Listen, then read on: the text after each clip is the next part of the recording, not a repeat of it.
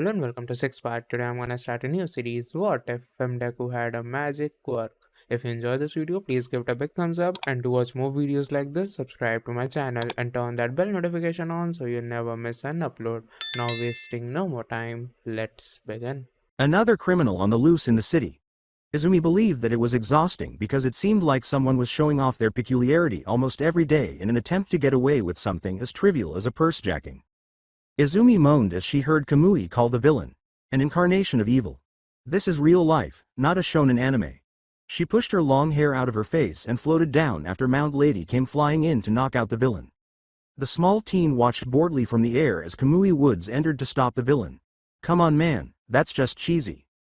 Shoddy work, really, she swore as she landed a few blocks away, leaning against her walking stick and placing its end on the ground. She looked around, her perspiration dripping slightly when she realized she had no idea where she was. Was it west of the park and by the business district?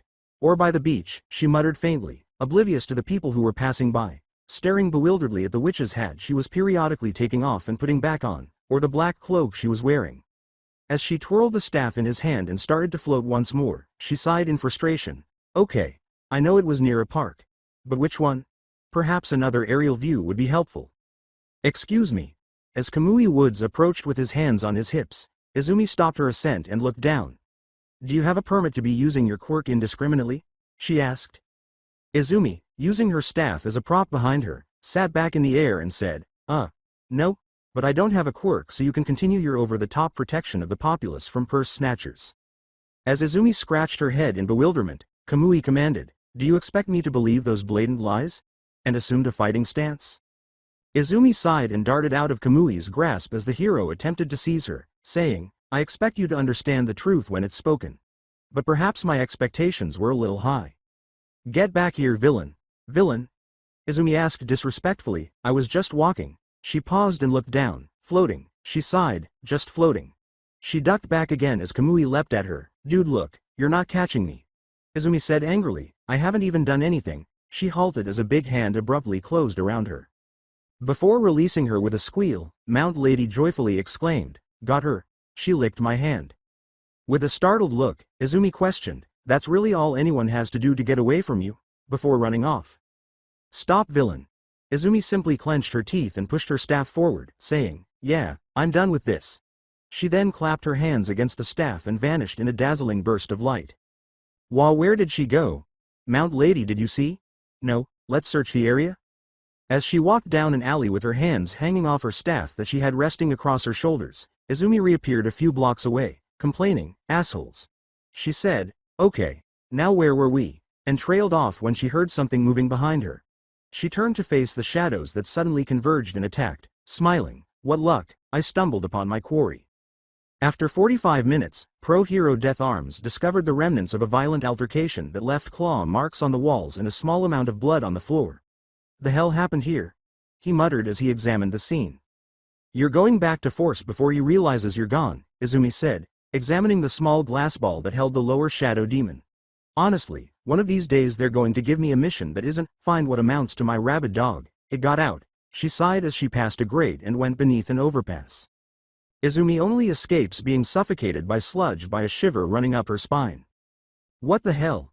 The teenager cried as her staff was placed defensively in front of her and her feet made contact with the floor. Even though you're a quick learner, I'm going to need you to remain motionless. When Izumi slammed the end of her staff against the ground, the sludge roared and surged at her once more, forming a bubble shield that electrocuted the slime upon contact. She ends the shield and pushes the sludge with her foot, sighing, even the villains are lame.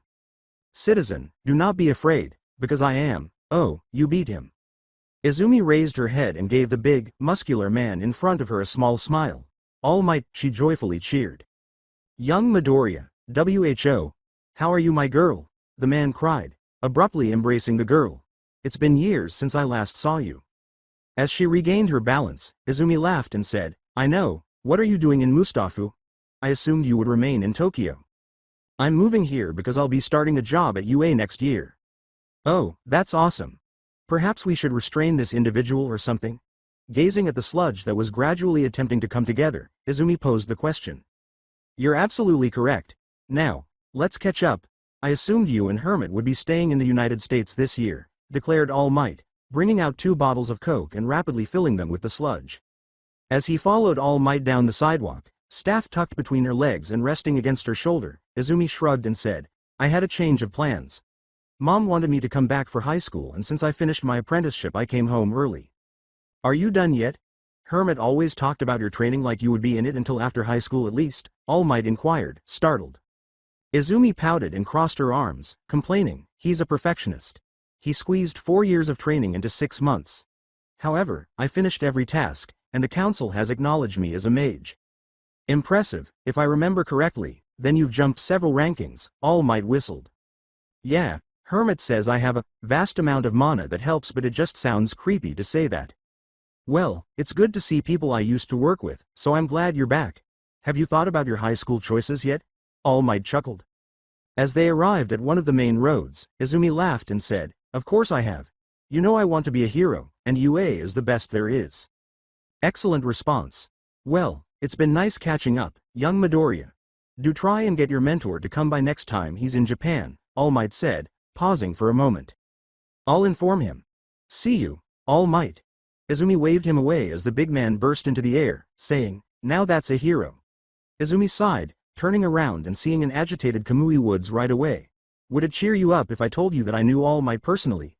Izumi asked, sighing when a pair of handcuffs were slapped onto her wrist. Didn't think so.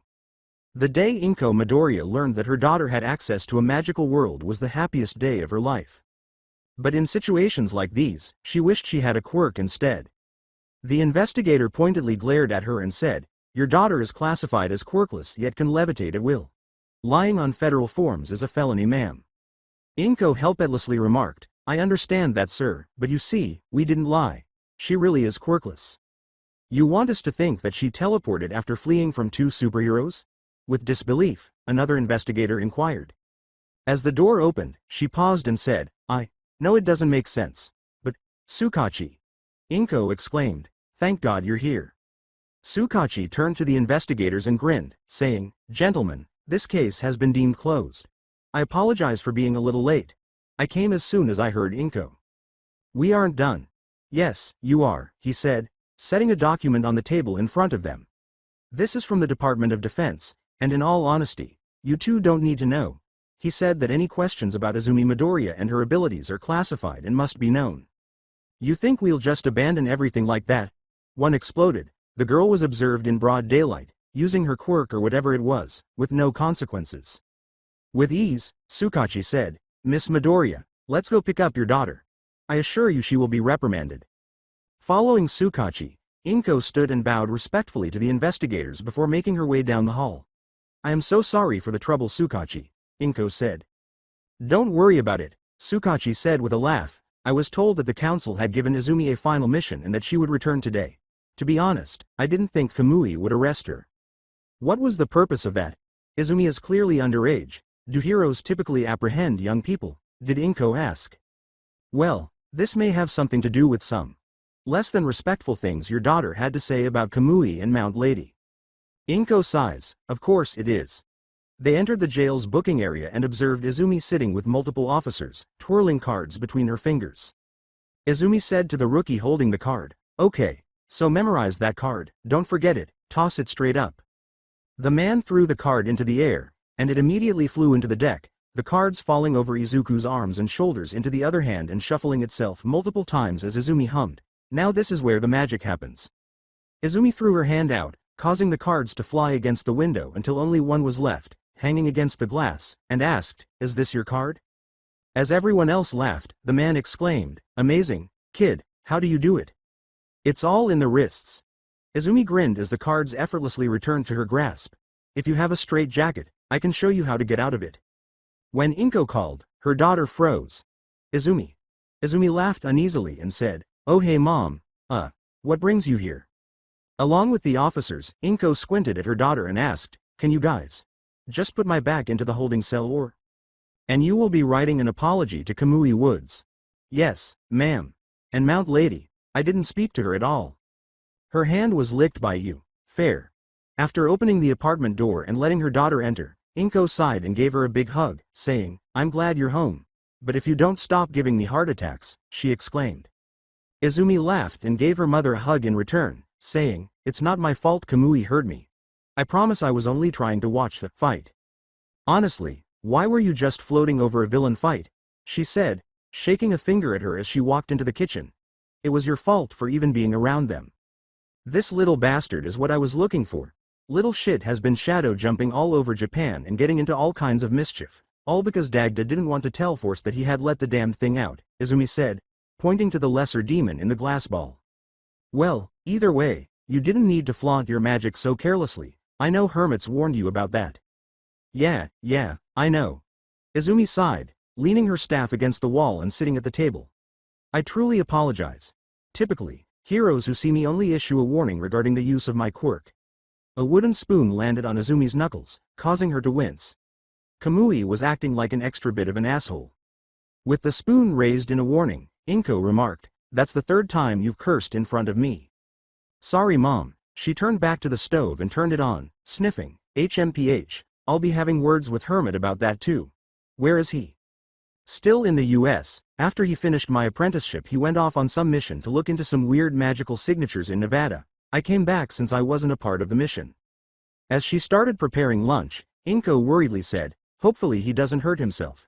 "Oh, there will be a little welcome back surprise tonight when Mitsuki visits, in case I forgot."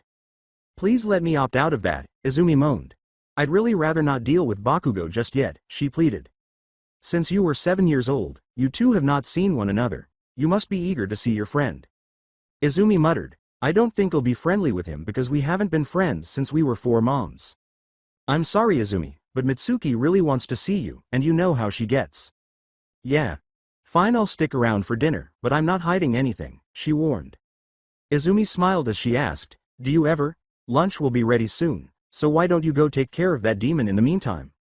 "Yes, ma'am," she said as she stood up and walked over to her bedroom door. She took a small copper key from her pocket and inserted it into the lock. After 2 twists, the door looked like an old oak one, which Izumi opened right away and went inside. In place of her tiny room, she found herself in a huge hall illuminated by bluebell flames, with enormous statues of stoic, powerful-looking mages lining the walls, all of whom gazed down at Izumi as though evaluating her. Izumi walked between them, hands in her pockets, to a large table at the end of the hall, where 6 men in business suits sat, looking conspicuously out of place in the almost medieval setting, typing on computers or going to filing cabinets behind them to store documents. "Mr. Noriega," Izumi said politely to an elderly Hispanic man, whose beady black eyes were staring at Izumi with an eternal frown and his salt and pepper hair slicked back. "Miroria, are you having problems with the police again?" The elderly man scoffed, which caused Izumi to sway a little. She muttered, "Well, trouble with a pro-hero," he complained. "I had the Department of Defense calling here, demanding to know if you were fighting a world-level threat and asking if they should send troops. The day you finish a mission without getting on the bad side of some jumped-up hero is the day I retire. Soldiers in Midoriya." "I heard you the first time, Mr. Noriega," Izumi sighed. "Damn thing almost took a chunk out of my leg." "Set aside the Dodd's overreaction, I got the demon." She took the demon out of her pocket. Well I'll notify Dagda for you, and I'll make sure the containment spells are up to date." He grumbled, "Lord knows this thing shouldn't have broken out so easily. Your account will be updated by the end of the day, now get out." Izumi gave the man a mocking salute and turned to leave, saying, "Yes sir." The door opened again as she was leaving, and a short witch wearing an enormous witch hat entered. Her blue eyes were boredly scanning the area before she spotted Izumi. At that moment, she started to vibrate with an unidentified energy called Midoriya. She gave a little squeal and then rushed towards her, embracing her. Izumi moaned, "Why Clara, why would you do this? You won't believe what happened, Midoriya." The girl giddily squealed, practically jumping up and down on her stomach. "Go on, guess." "I'll guess. Hello." When she froze in mid-jump, she yelled angrily, allowing Izumi to get to her feet and catch her breath again. "All right," she started, "first off, ow, and second, how can I guess what would happen if you said I couldn't?" When the spell was broken and she landed quickly on her feet, the girl sulked and said, "You're no fun anymore." Ruffling her long blonde hair, she defended, "I'm having plenty of fun. Now tell me what happened," she whimpered. She exclaimed, "Oh yeah, I'm done with my apprenticeship." "Congratulations," she exclaimed, "and only 50 years past the original completion date."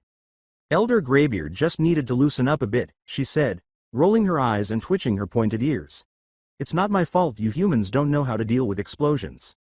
As she checked her watch and sighed, Izumi said, I'm sure he did after you destroyed his office.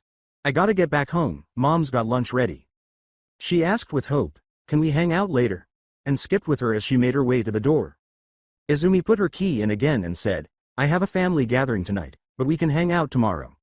Just remember that if you're going to be in Japan, you have to blend in at least a little. She said snottily, says the girl in robes and a cloak. As she walked through the door and waved to her, he complained, I was working. I'm back. Izumi called, going into the kitchen where her mother was setting the table. Just in time. Let's dig in. Bakugo had no desire to be here. He would much rather be wandering around or at the arcade. However, his mother had essentially told him to accompany her to the Midoriya home. Deku. Thinking of the timid girl he had once referred to as a friend, he scoffed to himself. Bakugo was certain that the girl was still the same strange loser she had been when they were 7 years old, even though they hadn't seen each other since. As she knocked on the door, his mother said, Katsuki, try not to start any fights today. This is the first time Izumi has returned from her apprenticeship in 7 years, so play nice. He complained as the door opened, whatever. Inko, exclaimed Mitsuki, giving her shorter friend a joyful hug and causing the other woman to chuckle. Mitsuki, you act like we didn't just see each other yesterday. She brushed past the woman and said, yeah, I know, but it's always good to see you, instead. How are you today, Katsuki? Inko asked, letting out a frustrated sigh before turning to Bakugo and smiling kindly. As she opened the door for him, he said courteously, I'm a good auntie. My niece is here. Oh no. Bakugo covered the use of the old nickname with a cough, saying, sounds like she found Izumi. As they entered the living room, where Mitsuki was holding Izumi in a death hold, Inko sighed, and knowing her she wasn't paying attention. Since the last time I saw you, brat, you've grown so much, she chuckled. Can't. Breath. Izumi exclaimed as Mitsuki released her, causing her to groan and fall to the ground. She stood up slowly and asked wearily, why can't people just greet me normally? Mitsuki glared at the girl as she trembled in terror and remarked, maybe I would if you actually showed up more than once every 7 years. She turned around and said, I'll definitely be around more, I promise. Her eyes widened briefly as she saw Bakugo, but then all interest seemed to fade. Katsuki, she said politely. The girl's tone made Bakugo blush because he had never heard the normally happy girl sound so cold. Izumi, he said, unconsciously glancing over at the short girl wearing a basic tank top and sweatpants. She shifted uneasily and crossed her arms, saying, take a picture, it'll last longer. Why am I staring at you? Izumi narrowed her eyes and he sneered. Before Inko ushered everyone into the kitchen, the two mothers exchanged glances. I made katsudon. Before it gets cold, everyone is served. Izumi dutifully assisted her mother in distributing the food, engaged Mitsuki in friendly conversation when she asked her questions, and paid Bakugo no attention at all, something that was acceptable to him. Mitsuki started, so Izumi, after everyone had been served, your mother told me you've finished your apprenticeship? Yes, auntie, she replied with a grin, finished it just last week. That final exam was something I really didn't want to sit through. How long was your apprenticeship? Bakugo asked, trying not to show his curiosity in his tone. His mother nodded when Izumi turned to face her, saying, I already cleared it with Tsukachi. Izumi grumbled, well, I was apprenticed under an archmage named Hermit, and he gave me the knowledge I needed to become a mage. Before Bakugo started laughing, there was a beat. Magic. You've been learning how to pull rabbits out of hats for the past 7 years? He sneered. In a technical sense. Realistically, yes. Mitsuki and Katsuki stared at Izumi in disbelief as she sighed and reached out to retrieve a book from the coffee table. Let me see, she said as she started to turn the pages of the book. Something simple, something simple. Ah, she pointed his finger at Bakugo's pocket, and a bright light flashed from the tip, continuing the rabbit theme. Something started to wriggle around in Bakugo's pocket, and he yelled, what the, as a small white rabbit leapt out and looked around bewildered. I don't have a hat, but who does? Izumi shrugged, causing the rabbit to vanish in a puff of green smoke with a snap of her fingers. That is wonderful. How do you even get a chance to find out about this? Exclaimed Mitsuki. As his mother scowled at her, she laughed sheepishly and said, Hermit was doing a job here in town and I kinda ran into the middle of it. Izumi thought it was a good idea to befriend a demon, she reprimanded, glancing at Mitsuki. It's a little more than just, ran into the middle of it. Bakugo and Mitsuki gazed at Izumi in disbelief. She whispered, at the time, I didn't realize he was a demon, I assumed it was just a peculiarity. His mother sighed, a talking fox shouldn't be equivalent to a unique quirk, Izumi. I was 7. In an attempt to steer the conversation back on course, Bakugo said, hold on. Demons are real? For the most part, Izumi paused, in order from least dangerous to most dangerous, imps, lesser shadow demons, higher shadow demons. Demons who attempted to possess an animal and got stuck. You got your tempters and ensnarers, your inquisitors and fraudulent accusers, general sowers of discord and purveyors of pestilence and the imitators of miracles. HMM. Oh. The vessels of iniquity, spirits of lying, false gods. She shrugs, and as she waves her spellbook away, the book up and carefully landed on the bookcase. Only ones that we usually deal with are the imps and lesser shadow demons. Everything else tries to ensnare souls through contracts, and we technically can't destroy them for bad bureaucracy. So, you're saying that if a demon were to show up and I signed a contract, you wouldn't be able to save my soul? Bakugo asked, feeling his head spin while Mitsuki simply looked pale. That's what lawyers are for, auntie. Izumi was munching on her meal. Just read the fine print and you'll be fine. Hell, some of these demons don't even want your soul, they just like making deals because they get to flaunt power. They'll drum up a contract for 10 years with certain conditions, maybe it's doing them a favor every now and then. Or maybe they have it written you'll have them over for dinner every month. Either way, 10 years end and you kept up your side, your soul's returned and you get to keep whatever the demon gave you. Bakugo complained, way to make demon deals sound boring, nerd. Hey, I'm with you, when I started I thought it would be busting demons and seeing alternate realities. But really it's, go find my dog, he got out and is a lesser demon. So Mitsuki questioned, so if demons are real, does that mean angels are too? Yes, and they're dicks. Smack. Ow, Inko pressed her, what did I say about cursing? Izumi corrected himself, saying, sorry, they're not nice. Bunch of holier-than-thou Priya jerks. Mitsuki questioned in disappointment, really? Well, the ones I've dealt with, the archangels and seraphim, they're the ones who usually have to deal with rogue demons who don't follow the rules, and they see all of us as, well, dispensable. The cherubs are alright. Most of the lower angels as well, but those mainliners. Not a fan. If you want I can always call my friend Saz, he's one of the better seraphim. So, since you're all magical and whatnot, Bakugo started awkwardly, does this mean you gave up your dream on being a hero? Izumi curtly remarked, oh no, I'm still gonna apply to UA next year. Bakugo grew irritable and smirked. With a stern look at her son, Mitsuki cried, that's fantastic. It will be great to see you again. All honesty, it'll be good to be back. Izumi acknowledged, this is the first week where I've actually known where I was going to go to sleep for the night. During training Hermit kept us on the road and sometimes we wouldn't have a bed for weeks on end. That must have been rough. It was, but it was also fun. Izumi laughed, because of that training I've been all over the world. They talked about Izuku's travels for a long time after they finished their meal until it was time to depart. As she bid her friend and niece farewell, Mitsuki remarked, we'll have to do this again soon. Perhaps Masaru could join. Katsuki sweetie, don't be a stranger, Inko said cheerfully, adding, that'd be nice. Muttered, yes, auntie. See ya, Izumi. As they left, Izumi nodded slightly and said, bye Katsuki. As they descended the steps, Mitsuki remarked, well, that wasn't so bad, but you need to watch yourself. Why don't you like Izumi so much? As his mind processed what he had learned, Bakugo remained silent and kept his hands in his pockets. How the fuck did that master of hers decide that weak Deku should have magic? Demons and angels are real, and Deku of all people is fighting them with magic. Suddenly, he saw Izumi standing in her living room, wearing a tank top and sweatpants, proudly displaying the small scars and slender muscles she had gained during her apprenticeship. She was staring at him with a casual indifference he had never seen before. He thought absently about how her arms crossed over her chest. He dismissed the images with a furious shake of his head and, as soon as he and his mother arrived home, he went straight to his room and muttered, I need to find out more. Just how strong is she now? Wearing tights and a sports bra, Izumi left her mother's apartment at 5 in the morning the following day.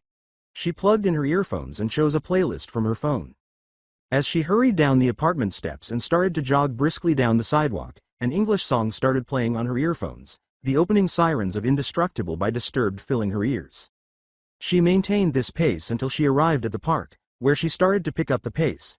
She followed the jogger's path around the park, running slowly while her phone browsed through the playlist, which included more songs by Disturbed, a few well-known rap songs, and other rock artists. After 40 minutes, she paused her playlist and gazed at the beach in front of her, breathing heavily and drenched in perspiration. Garbage covered, obstructing her horizon view. As she slowly raised her hand to call forth her staff, she muttered, "Well, that's not going to work. What the hell are you doing up so early out here, Deku?" Izumi's staff appeared in her hand in a flash of light, its twisted and gnarled end pointing straight at Bakugo's chest, its tip glowing green with energy.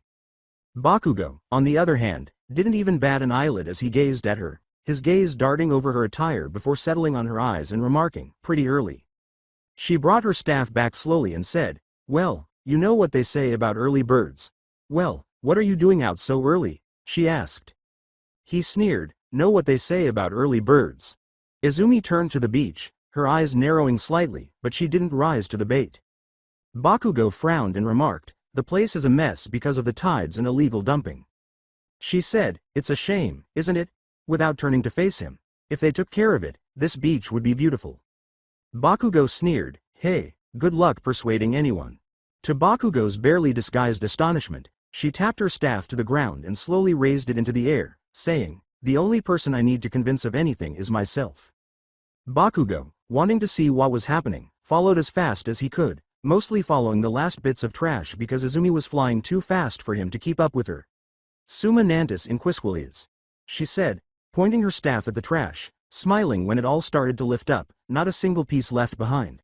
"Sequitur," she commanded as she abruptly shot off across the sky, the trash following at the same pace. As the garbage stopped a few meters from the local dump, he caught up. Izumi was now standing at the entrance, chatting with a worker who appeared shocked. "So it's free to just throw everything in the trash?" As Bakugo approached, she asked the employee.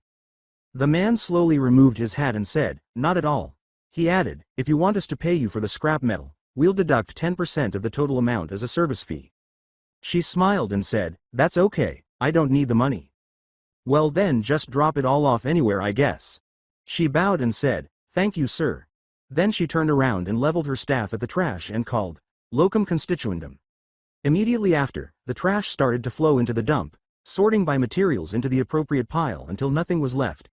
"Thanks again." As she turned to leave the stunned employee, Izumi called, "Deku, what the fuck was that?" As she passed him, Bakugo demanded to know. "Bakugo, do you require another demonstration or magic?" She drew lead. "I meant using it out in the open like this," Bakugo snarled. "Isn't it some shit or some big secret?" "Yes and no," she replied while continuing to ignore him. "While the existence of magic is a closely guarded secret, the existence of quirks allows us to use our magic without worrying about anyone asking questions that would reveal the existence of magic. A lot of mages have even gone and filed their quirks as energy manipulation, as the term covers a broad variety of ways and uses of energy." "Did you do the same thing?" Bakugo sighed, he inquired. "Nope," she replied, "but I'll probably have to do it before UA so I don't get in trouble with the council." "Which council?" "In theory, the Council of Elders is in charge of overseeing all magic users worldwide. Additionally, you can work in magic-related jobs to earn a reliable income if you go in and register with their enforcers. In order to prevent magic users from being detained and put on trial for using quirks illegally or for any other charges that may arise, the Council also collaborates closely with governments around the globe." Bakugo frowned and complained, "So you get special treatment too?" Finally turning to glare at him, she said, "It's more like job protection. If I can't finish my job, then whoever I was sent to help is in that much more danger, and why are you following me?" Bakugo made a shift, "Wanted to see you get arrested for quirk usage when you move the trash." "Well, why are you still following me when the trash has vanished and I won't be arrested? Are you now considered a creeper or something?" But Bakugo snapped, "I ain't no creep Deku." "Then fuck off, I still have a workout routine to finish." "When did you start swearing?" After listening to the girl swear, Bakugo asked, putting aside his outrage. "Now, please, fuck off," she said dryly, "since I nearly got dunked into lava." "I won't do what you say just because you know colorful words now Deku," he screamed. Izumi turned her back on him and sighed, complaining, "Stubborn ass, just like when we were kids." "What's wrong with you?" He grabbed her upper arm and demanded to know, then swiftly let go after getting a low-level shock that made his arm tingle a little. What's wrong with me? With her eyes wide with rage, she whirled back around and asked, Gee, let's think, you treated me like shit since I was 4 years old, not even worthy of being called by my name.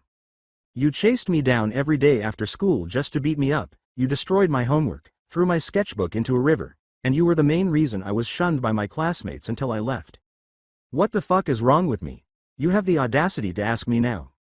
But that would make Mom sad, so how about you just leave me the fuck alone? And I won't transport you to a planet whose atmosphere is nothing but methane gas and watch the sky for the inevitable planetary explosion. She screamed, her chest heaving as she leveled her staff at a stunned Bakugo once more. If I didn't have the displeasure of being able to tell the difference between a human and a demon, I'd just assume you were a demon and react accordingly, she sighed as she lowered the staff, still glaring at him. A couple of hours later, chugging a bottle of water, Izumi sighed with satisfaction as she finished the last drops and glanced around her apartment, pausing when she noticed her mother chatting contentedly with Clara, who was wearing a traditional kimono, adorned with pink flowers and red, with her hair simply pulled back in a ponytail to highlight her pointed ears. Hello, my love. Your friend just got here 5 minutes ago, Inko said, grinning. Have you had your morning meal? Oh, no. What are you wearing, Clara? Izumi, who was seated across from the little girl, sighed in frustration. I had to blend in, you said. She shrugged and said, so I looked up what was fashionable in Japan. When a plate of eggs and bacon was set in front of Izumi, she laughed and thanked her mother, saying, maybe 800 years ago. Yeah, she said, a little deflated, then energized, but she said I wouldn't look too out of place. Your mom informed me when I got here. What did you want to do today, Clara? Izumi sighed, she inquired. A fun activity. Izumi nodded. Let me finish eating, then give me a second to shower and get changed and we can go into town. Izumi, now wearing just jeans and a t-shirt, grinned as she and Clara strolled down the sidewalk with joy, both holding drinks, and Izumi toting a tub of popcorn. That was so amazing. How did humans learn to do this? Cheered Clara. There is nothing like this in elves. Izumi laughed and said, that's because elves don't like technology. Clara said, well, they're dumb, and this popcorn is buttered. She took a handful from the tub and put it into her mouth, moaning slightly, so good. Izumi chuckled, if you think that's good, just wait until I take you to Yakiniku. Midoriya. Izumi raised her head and narrowed her eyes at the two boys she recognized. Is Midoriya really you? With the cigarette between his lips dropping out in surprise, the boy repeated the question. Izumi said coolly, Hashiga. Then, glancing at the other boy, he said, and fingers. Angrily, the other boy said, hey, my name is Tesaki. She pushed Clara to move around them, saying, same difference. Sorry, but we have somewhere to be. Tesaki stepped in front of her and said, come on, can't you spare some time for your old buddies Midoriya? While giving Clara a sly smile and a questioning look. Unaware of Tesaki's eyes, Clara exclaimed, these are your friends, to Izumi. As Hashiga drew Tesaki away, Izumi stated bluntly, they're not my friends. With a warning, he said, let them go man. Can't we just hang out? Get to know one another again? Tesaki said, laughing and pushing Hashiga away from him. Come on. I know things between you and Bakugo were dodgy, but we used to hang out all the time. Izumi growled and pushed past Tesaki, with Clara trailing closely behind, feeling a little uneasy around Tesaki now. I'd rather eat rusted nails. Tesaki took hold of Clara's upper arm, causing her to gasp slightly. Tesaki grinned and said, then maybe I can hang with your friend. Clara yelled, let me go, as she attempted to pry her arm free of his hold. Izumi said, let her go fingers. A staff materialized in her hand. Hashiga yelled, Tesaki seriously. Leave them alone, in an attempt to yank his friend away from the girls. All of them fell silent as a result of an explosion, and Hashiga slowly turned to face a furious Bakugo. Bakugo's hand was smoking from using the quirk, and Bakugo growled, let her go fingers. Tesaki instantly released Clara, who fled behind Izumi, her own staff appearing in her hand as a precaution. Hey Bakugo. Tesaki cracked a grin. We were just trying to catch up with Midoriya here, and the bitch tried to blow us off. Bakugo scoffed as Hashiga began warningly, Tesaki. Bakugo sneered, you expect me to believe that load of bullshit? Tesaki shrank back as he moved forward. I saw the whole thing, when a girl tells you no, she means no Tesaki. Bakugo struck Tesaki in the stomach more quickly than Hashiga could follow, causing the boy to double over and throw up. As he glared at Hashiga, who raised his hands, he said, "Remember that."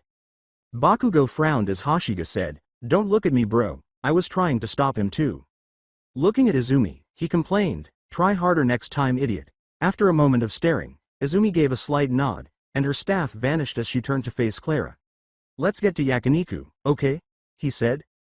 Izumi gestured for their snacks to flow back to her, and Clara said, "Okay." Her own staff vanished as they started to walk, and she occasionally glanced behind them to check if they were following. When she called forth her staff, they were suspended in midair. Tesaki started to say, "Bakugo.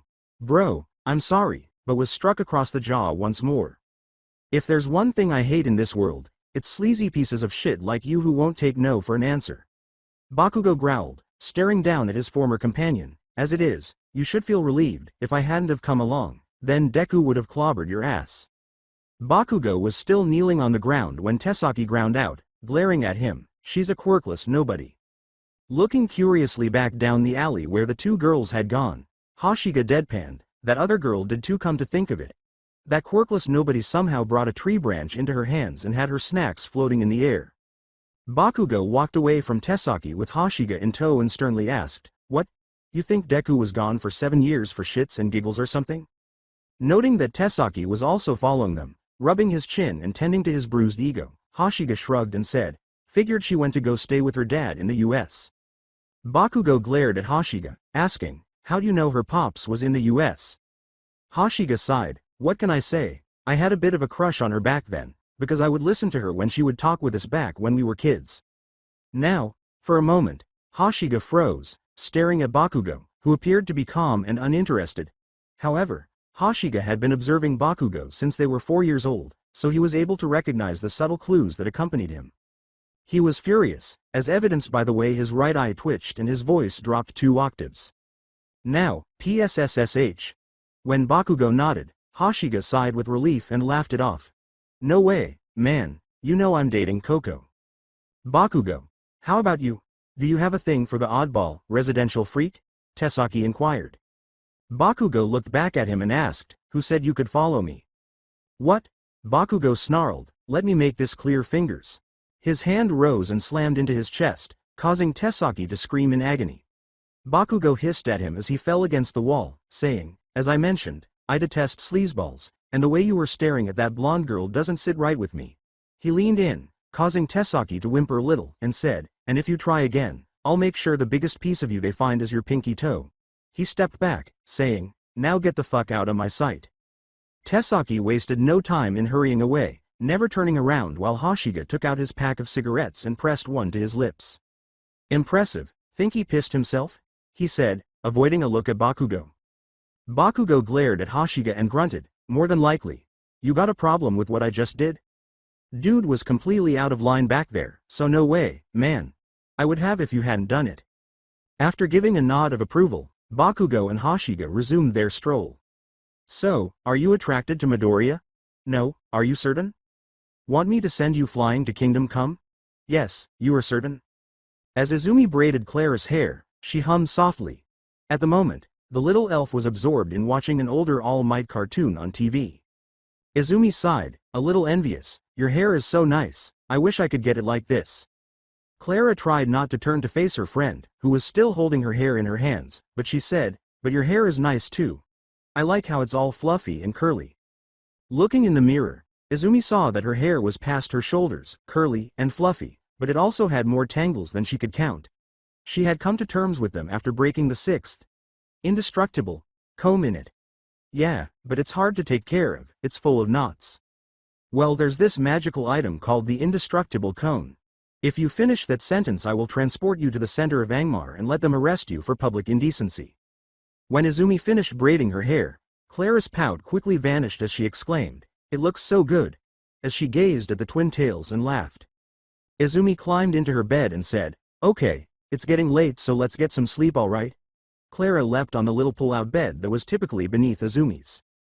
"Come on. The sleepover isn't done." "Yes it is. We ate pizza and ice cream, did the cinnamon challenge, prank called 3 different people including All Might's personal secretary, and I braided your hair. What would we be missing?" We have to talk about boys. Clara flushed as Izumi shot her a disdainful look and said, "You hate boys." "Yes, that's what you do at a sleepover, isn't it?" she asked uncertainly. Clara appeared thoughtful as Izumi sighed and sat up, crossing her legs, explaining gently that, technically you talk about who you like, you don't have to talk about boys. When Izumi smiled and leaned in, she started to fidget, saying, "Well, there's this orc, we went on a mission together to take down this rogue demon and," she sighed in frustration, turning flushed. "This is so embarrassing." "You don't have to talk about it, but I want to," Clara said softly, "because they were so helpful to me and, well, we were in the Jutland wasteland. Out there all the way? How bad was this demon that they were hiding out in one of the coldest realities you can find?" Izumi interrupted, startled. "All right. That's what I asked," Clara said. "However, while fighting the demon, we were trapped in a cave under the snow and caught in an avalanche. It was getting colder, so Voltha suggested that we huddle together for warmth." "Voltha, I recognize her. We eliminated a false god who was robbing people of their souls down in Brazil," Izumi exclaimed, startled. "And, my goodness, you're the elf she was referring to." "She mentioned me?" "Giddy?" Clara asked. "Obviously," Izumi gave Clara a sly smile and said, "but you were probably over the moon when she suggested that, huh? How she couldn't believe an elf could be so cute, and how she was worried she had scared you when you two first met, and how awkward things were after the avalanche and she suggested sharing body heat." Izumi eye-rolled.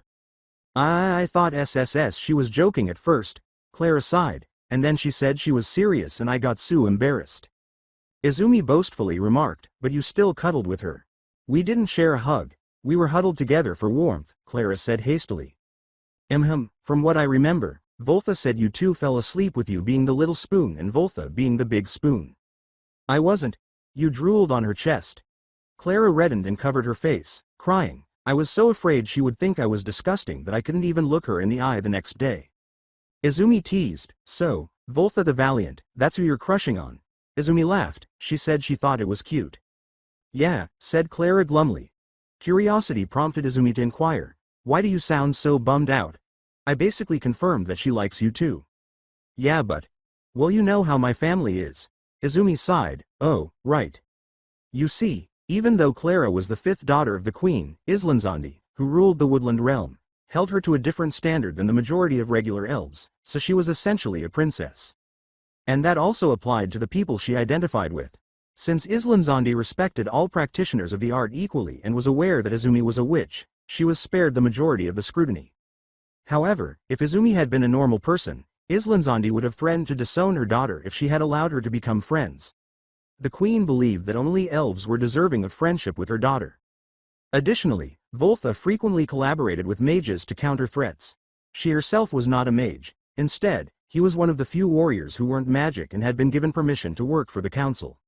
"I like her. I like her a lot, but Mother would be furious if I made that known," sadly, Clara replied, "and so long as I don't say anything, I can still go on the odd mission with her." "Clara," Izumi said softly, "there's a point in your life where you'll have to decide what's more important, following your heart, or your mother's approval. I know it sounds like a hard choice. But could you really bear it if your mother found out and forbade you from seeing Valtha?" After saying nothing, Clara shook her head. Izumi hugged Clara and said, "You don't have to go and proclaim it to your mother. But I know that Valtha would be thrilled to know you return her affections." Izumi grinned pitifully and sat down next to Clara. Clara returned her hug after sniffling a little and wiping her eyes before saying, "Thanks, Zumi." Izumi got up and ruffled her hair, saying, "Any time, kid." "A kid? I'm 113, Clara said angrily, "Thank you." Izumi teased, "And yet you act like you're 10. HMPH, by my people's standards, I'm a 17-year-old human ready to go out into the world." She sniffed while crossing her arms. "Meanwhile, you still have to go through high school. And who was it that was acting like a hyperactive child all day while I paid for the movies, dinner, the train? I don't understand how money works here, and that's not my fault." She squealed indignantly, "Next time you're in elf territory you will be the hyperactive child." Izumi snorted and jumped back into bed, saying, "I'm sure." Clara complained a little before beaming and asking, "So, who do you like, Zumi?" Izumi stretched and lay down, then put her arms behind her head and said simply, "No one." "Come on. No one's caught your eye. What about Castiel? You were flirting with him last mission." He doesn't realize I'm flirting, Izumi gasped after a moment, spluttering as she started to laugh hard. You don't understand. What? Clara's eyes widened. He's a seraphim. She laughed. He barely understands metaphors, and is generally clueless on cues. When we went into the demon's hideout, several of the dancers tried to flirt with him, and it was all going over his head. So I started doing it too. It's hilarious to see how confused he gets. Clara started laughing with Izumi, saying, You're mean. So you really don't like anyone? Izumi sighed and sat back down, flicking off the lights with a finger flick. Nope. Oh. What about that explosion boy? What? Izumi inquired, opening his eyes once more. The explosion boy, the one who helped us with that sleazeball. Izumi rolled onto her side and turned to face Clara. She blushed a little and muttered, Well, back when we were younger I may have had a small, teensy crush on him, but that changed. Why? Clara inquired inquisitively. I was diagnosed as quirkless. Her sigh returned, and he decided that I was weak enough to bully because of it. We haven't been friends since then. But why did he help you today? Clara said quietly, her eyebrows furrowing in perplexity. That's so sad. Maybe he found a line he couldn't cross. She shrugged, adding privately, or perhaps he and Tesaki had a falling out before today. I doubt he was stepping in on my behalf. She said, What if he did? Then that's his problem. Get some sleep, Clara. I have a mission tomorrow and you have an orc to woo. After blushing, Clara said, Okay. Good night, Izumi. Good night, Clara. Frustrated, Izumi wanted to grind her teeth. 3 weeks had passed since her return home, which was fantastic because it meant she could see her mother whenever she wanted and had more time to engage in her hobbies. The work she was doing now, tracking a lesser demon that had apparently escaped its confines, wasn't great. The sole issue was that Izumi was unable to locate any of it. Scrying tools and tracking spells had not worked. Additionally, she kept running into dead ends when attempting to track the thing using traditional methods. She didn't realize she needed a partner until she spoke with Mr. Noriega about it and learned that the demon's classification had increased from lesser to higher. She felt that she had made the wrong choice as she stood at the train station, watching Valtha, who was 6'3" and had amazing muscles, stalk towards her while holding a giant axe against her right shoulder. Almost everyone in the station was staring at her in disbelief. With a small bow that most people wouldn't think of as a bow, Valtha greeted her, saying, Izumi Star Eyes. It's been many moons since you've called upon me. It gladdens my heart that you still see me as a worthy ally. As Valtha gathered her in an embrace that made her back crack, Izumi laughed and said, I apologize for any perceived insult, I was merely busy with my trials. She put her down and boasted, You did it. I knew you would be able to, had I not told you your fortune would be fair? She said. Izumi laughed and teasingly wiggled her eyebrows at the frightful woman, whose green skin turned dark. That you did. And I hear your fortune has been nothing but fair. She crossed her arms and said, I was told I had you to thank for that, and thank you I will. I'll take you to this yakiniku at the end of the mission, and we'll eat. As they strolled down the street, Izumi thought, Sounds like a plan to me. Do you think you should change into something else? She inquired. What is wrong with my attire? Valtha asked, glancing down at her outfit, which consisted of a loincloth and a piece of pelt to cover her chest. A cheap belt was also fastened around her waist to hold smaller axes and knives.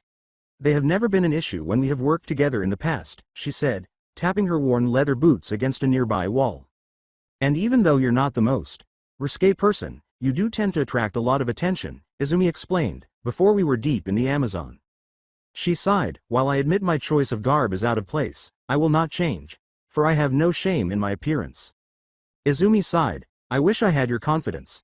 A policeman stalked over and Valtha laughed, Start dressing like this and you will.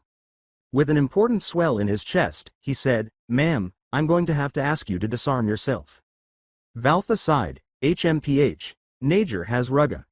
Izumi sighed in frustration, Don, Drapa Naj Retor Bine Igor. Ikar ul Siark, Giak Liwo Dia Ar Kijiji. As she started to leave, Valtha shrugged and drew lead, Ket Lat Wis. Where is she heading? She needs to disarm, the officer demanded. Izumi assured him, Sir, I know this is confusing but trust me, she's a pro. A hero? With suspicion, the man inquired. Of a sort, Izumi said, twitching the corner of her lips, she is assisting in a case and specializes in tracking. What are the axes used for, then? For when we find our quarry. Valtha said as she approached, I picked up the scent, follow quickly Star Eyes. As she floated up and followed Valtha, who was already running full speed, Izumi nodded her head and turned to face the man. I promise to make sure she doesn't do anything too violent. Are your enforcers all that obnoxious? Valtha inquired. Usually. She breathes deeply, just don't piss off the wrong hero, I'd rather not get arrested again. Once more. My homecoming was very entertaining, let's get to work. Bakugo sensed something wasn't quite right. Even though they had a few people absent, he had felt throughout the day that there were too many people in the classroom. It was like walking down a dark street knowing that no one else is around for what seems like miles, but you can still feel someone is watching you. He was most affected when he was standing close to Fingers in gym class, the boy murmuring to himself as they all fumbled at a game of basketball. Do you believe that he is planning something? Hashiga questioned him over lunch. I don't know, but something ain't right when I'm around him, Bakugo sighed. Hashiga shuddered and said, I understand what you mean. The guy was staring at me strangely while I was doing math. I thought he was going to throw himself at me. A tray was suddenly slammed into their table, causing Bakugo to growl and Hashiga to jump. What are your fingers doing? Bakugo snarled. You know we don't want to hang out with you, Tesaki, Hashiga replied, fuck off. You still believe you're superior to me? Perhaps you need a new lesson, he said, his eyes averted. Bakugo was horrified to see Tesaki's fingers suddenly protrude, 2 of which stabbed into the table and 2 of which pierced Hashiga through the shoulders. The fingers pulled themselves free, and Hashiga fell back, screaming in agony. You motherfucker! As Fingers pursued him, his fingers piercing the table like bullets and forcing Bakugo to jump away, Bakugo yelled and flipped his table over. As the insane student broke through the table and attacked Bakugo, students all around him screamed and fled for the doors, pleading with the teachers for assistance. You still believe that you are superior to me, Bakugo? The boy growled, his fingers exploding once more as a shadowy aura enveloped him. What the fuck is going on? Bakugo snarled as Tesaki darted forward, shooting a fist through Bakugo's stomach and sending him flying through the wall. Bakugo dodged to the side, blasting the boy's fingers as he passed, his eyes widening in surprise when he saw no damage to the boy. With Valtha by her side, Izumi ran through Mustafa Junior High as fast as she could. This thing's power is off the charts, Izumi exclaimed, panting, I don't think it's a higher demon. With her axe drawn, Valtha snarled, you're right, this thing has the power of a false god. How was that unknown to the council? Izumi whispered, her eyes widening as the wall exploded in front of them, Bakugo flying through it and slamming into a row of lockers. Bakugo. Deku, get out of here, Bakugo said, looking over with real fear in his eyes. He exited before Bakugo's chest was stabbed by several long appendages that protruded from the hole in the wall. No. Izumi leveled her staff and hurled blue arcs of lightning at the creature that had attacked Bakugo as she screamed. Triple AR. As Tesaki emerged from the wall hole, Izumi's eyes narrowed. You quirkless bitch. He roared, I'll color the halls with your blood. With her axe flashing and slamming into the boy's chest, Valtha snarled, Loktar Ogar, and sent him flying on the follow-through. Valtha growled as Izumi landed next to Bakugo, examining his wounds while the boy moaned, that should have cleaved him in half. Izumi muttered, I need to heal him, can you cover me? As she looked up at Valtha. That attack tore through his internal organs. As the boy launched another attack, Valtha leveled her axe and grunted, Bin Mog Gathazag Cha. Bakugo gritted his teeth as he felt his body start to heal, with bones snapping back into place and organs knitting themselves back together. Even his blood was slowly flowing back into his body until he was able to breathe normally, any trace of the wound gone. Izumi was muttering something in Latin as she pressed her staff into his chest. He's never been this strong, Bakugo muttered, slowly raising himself as Izumi drifted away from him.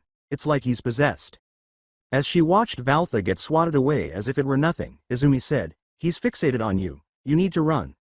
Evacuate with the others, and leave this to us. Go to hell. Bakugo yelled, Hashida's still in there, besides, I run this thing follows. I could put everyone in danger like that. With a sigh, Izumi said, damn your family's stubbornness. She then launched herself at Tesaki like a rocket, flames shooting out of her hand, pushing him back before she swung her staff forward, slamming it into the ground and hurling a number of jagged pieces of glass and concrete at him. You must make a better effort than that, Bright Eyes. As the attack appeared to crumble a few inches away from him, the thing hissed.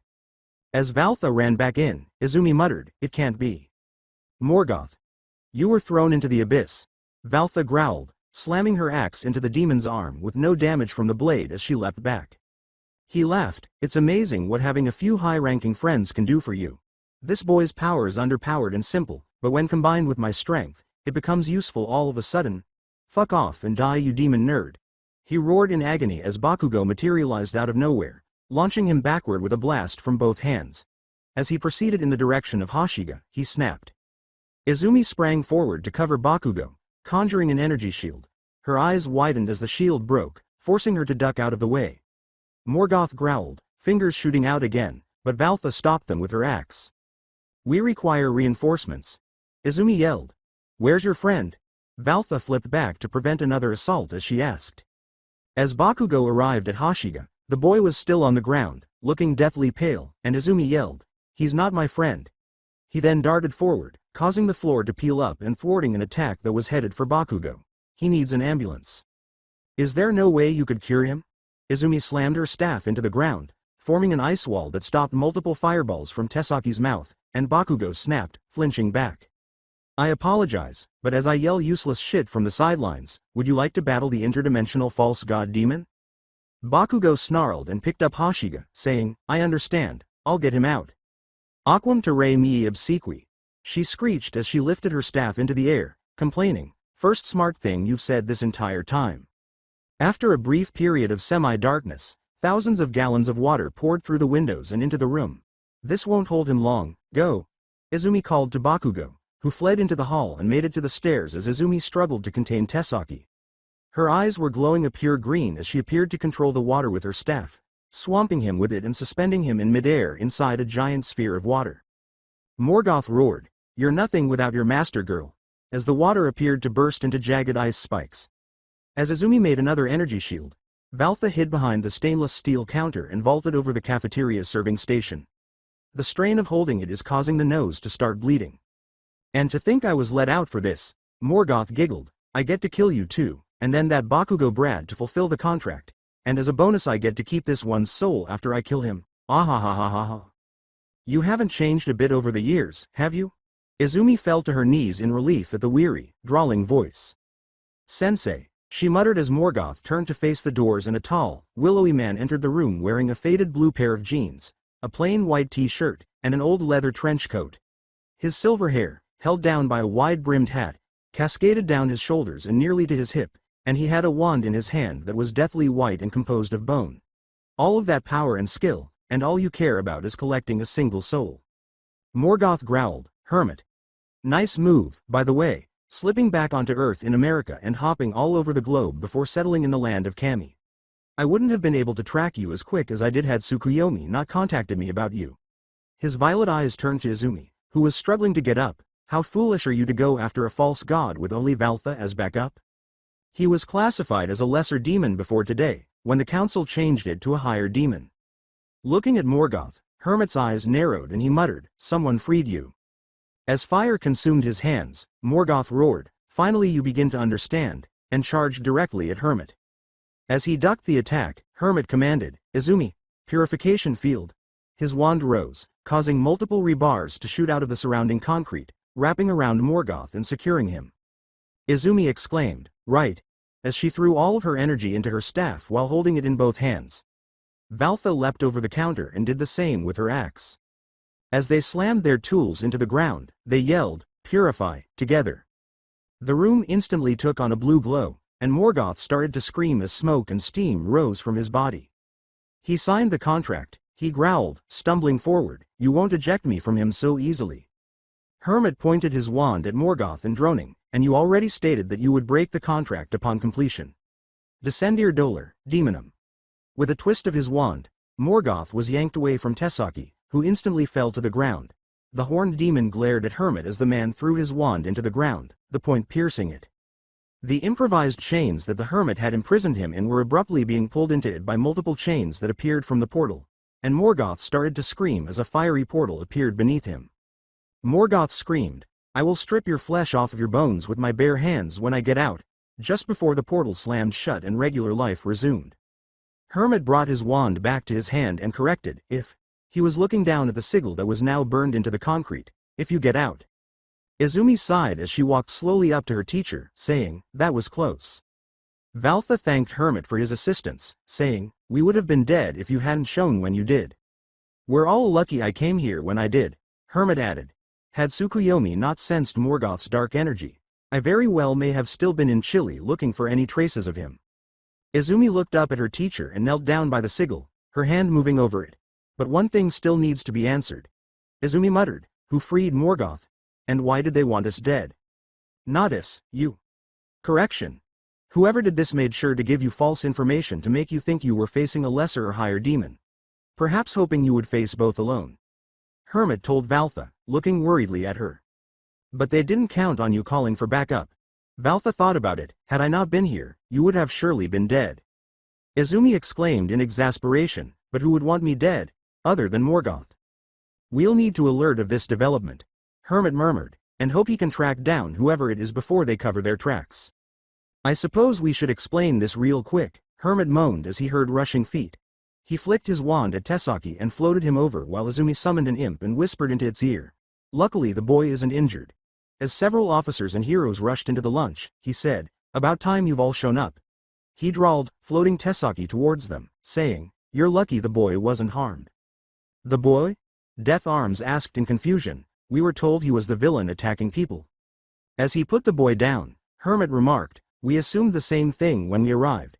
Izumi moved forward, his hand clutching the upper arm of a white woman with matted hair, dressed as though she were homeless, the demon tail slowly slipping behind her into her back. But it turns out this woman with a mind control quirk had tried to use him to get some money from the students, and panicked when confronted. "All right, let's get this woman into custody and get this kid some help." As medics arrived with a gurney for Tesaki, the police moved forward and put the woman in handcuffs. "By the way, who are you? I know the girl is protected by the Department of Defense, but I don't know you or her," Death Arms said, his gaze flitting between Valtha and Izumi. Pulling a blank card from his wallet, he said simply, "I am Hermit." The information he needed appeared abruptly alongside a picture of himself. "I am a registered pro-hero, filed with the American Registry. I was passing by when I saw what was happening, decided to lend a hand," he said. Valtha handed over her own card and said, "I too am filed with the American Registry." Well, this seems clear. You'll both need to stay in town for a few days while we get all of this confirmed." As Death Arms turned to face Izumi, Hermit said, "Easy. I looked at the paperwork involving you," he said as he rested his fists on his. "And while I'm thankful that you helped these pros out, you're still not a licensed pro-hero, so I'll be needing you to type up a report on what happened so I can turn it into the DoD. I'll also be giving you a verbal reprimand." Izumi sighed and said, "Yes sir." With a sly smile, Death Arms said, "But seriously kid, good job today." As Death Arms left, Izumi watched with a small smile. She muttered, "I guess I better go check on Bakugo." With obvious admiration, Valtha remarked, "He was handy in a fight. He didn't even hesitate to attack Morgoth." As she made her way to the door, she dematerialized her staff and complained, "He's always been a reckless hothead." Bakugo observed as they loaded up Hashiga. The boy was hardly conscious and was grinning wearily at Bakugo. He said in a raspy voice, "Thanks Bakugo," as they started to shut the doors. Bakugo remained silent and kept his fists clenched at his sides, blatantly disregarding the medics behind him who were discussing Tesaki's control. "Bullshit," he muttered as he turned to leave the school. Bakugo. As he turned to face Izumi, who was covered in dust and had her hair out of its braid, his stride faltered. She scoffed and said, "Figured you'd try to just walk off." Bakugo questioned, "What else is there to do?" When Izumi turned back to Bakugo after glancing at the ambulances, she asked, "Are you hungry?" "Because I am, and there's a ramen stand nearby." Following a moment of surprise, Bakugo's eyes narrowed and he scoffed, "Yeah, I can have some ramen." As the cook placed their orders in front of them, Izumi joyfully bounced in her seat. "Thank you, sir." Ramen in the United States was terrible, she chirped joyfully, giddy as she pulled the bowl in her direction. She moaned and slurped some noodles, causing Bakugo to shift slightly. But nothing compares to the ramen from this stand. She sighed, starting to twirl the noodles with her chopsticks, adding, "You have questions? Unless you found some backstreet food joint you weren't going to get good ramen." "Yeah, I do," Bakugo whispered. With a sigh, Izumi said, "Ask away, I'll answer them, best I can." "Who the devil was it? Because it damn well wasn't Fingers," he insisted. After a brief moment of hesitation, Izumi sighed and said, That was Morgoth, a false god who we imprisoned over 3 years ago. False god. That's one of the stronger ones, right? She popped her pee as she took another mouthful of ramen and said, yup. Why on earth did he take over Tesaki in that manner? Trying to fulfill a contract, she stated, Tesaki had some bad luck getting Morgoth. What are you saying? He inquired inquisitively. Your food will get cold if you don't eat it, Izumi said softly as she glanced down at her ramen. Observing the stony expression, Bakugo narrowed his eyes and started eating with more aggression than was likely necessary. Izumi remained silent for a few more seconds before starting to talk. As she stared at the broth that remained in her bowl, she muttered, Hermit was called in to join a team who were going to trap Morgoth. I had barely advanced from apprentice to acolyte, and we had previously taken on false gods. It was tediously boring and more like a meeting between lawyers than anything else. But Morgoth was different. He wasn't breaking the contracts. But he wasn't fulfilling them either. She drank the broth and put the bowl back down. You know what a genie is, right? Bakugo sneered, like that blue freak from Aladdin? Izumi laughed sorrowfully, yeah. Real genies aren't like that, they're tricksters, granting your wishes but never in the way you see.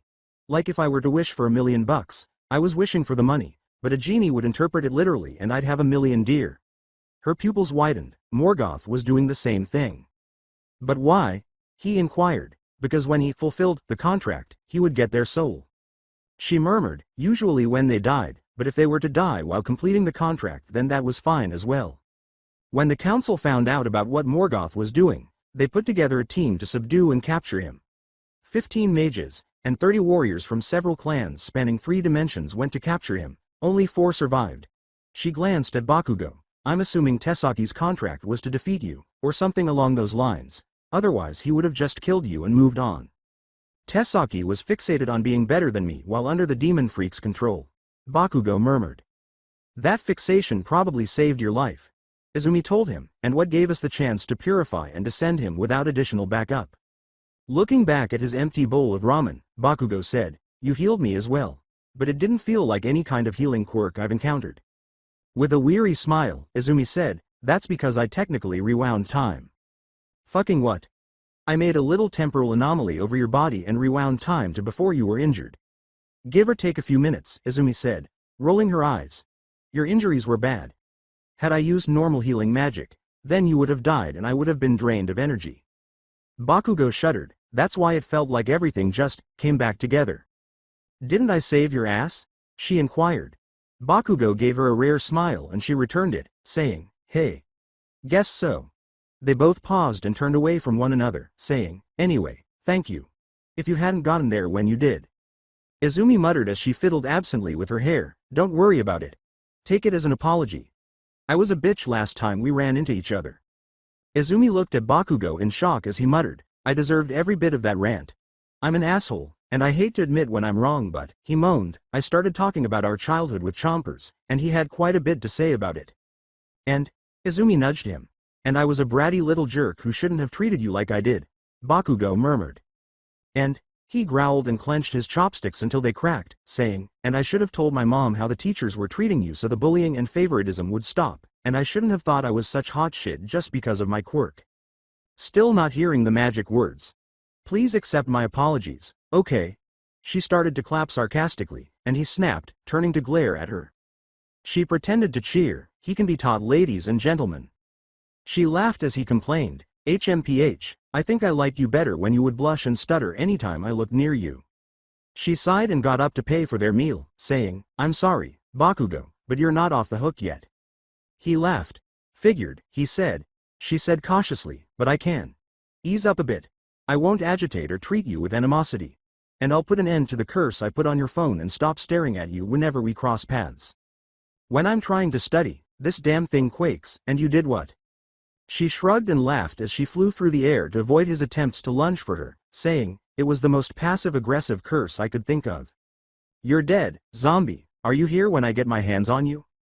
It felt unreal to enter her mother's apartment following a death-defying day of battling demons and making amends with Bakugo. Bakugo had not returned to his factory setting of trying to attack her or even attempting to call her by that despised nickname, but he was still with her, complaining and squinting at her or his phone whenever he took it out. Additionally, it was strange every time she returned home to find her master pouting in the corner while her mother used a 6'5" orc to bake cookies. You already have him in the corner and I'm leaving in 2 hours? Bakugo was hanging back close to the hallway when Izumi entered the kitchen and asked. Izumi chuckled uneasily as Inko pointedly stated, I told you I would be talking to him about all that cursing. When Inko skillfully threw her wooden spoon, striking the mage in the back of the head before calling the spoon back into her hand, Hermit mumbled in the corner, I don't even cuss, it's not my fault all of her friends are fucking delinquents. Hey, it's a fierce one. With an arm thrown over Inko's shoulder, Valtha roared. I can see where Izumi gets her tenacity from. Why thank you Valtha, for that you get to lick the spoon. The best.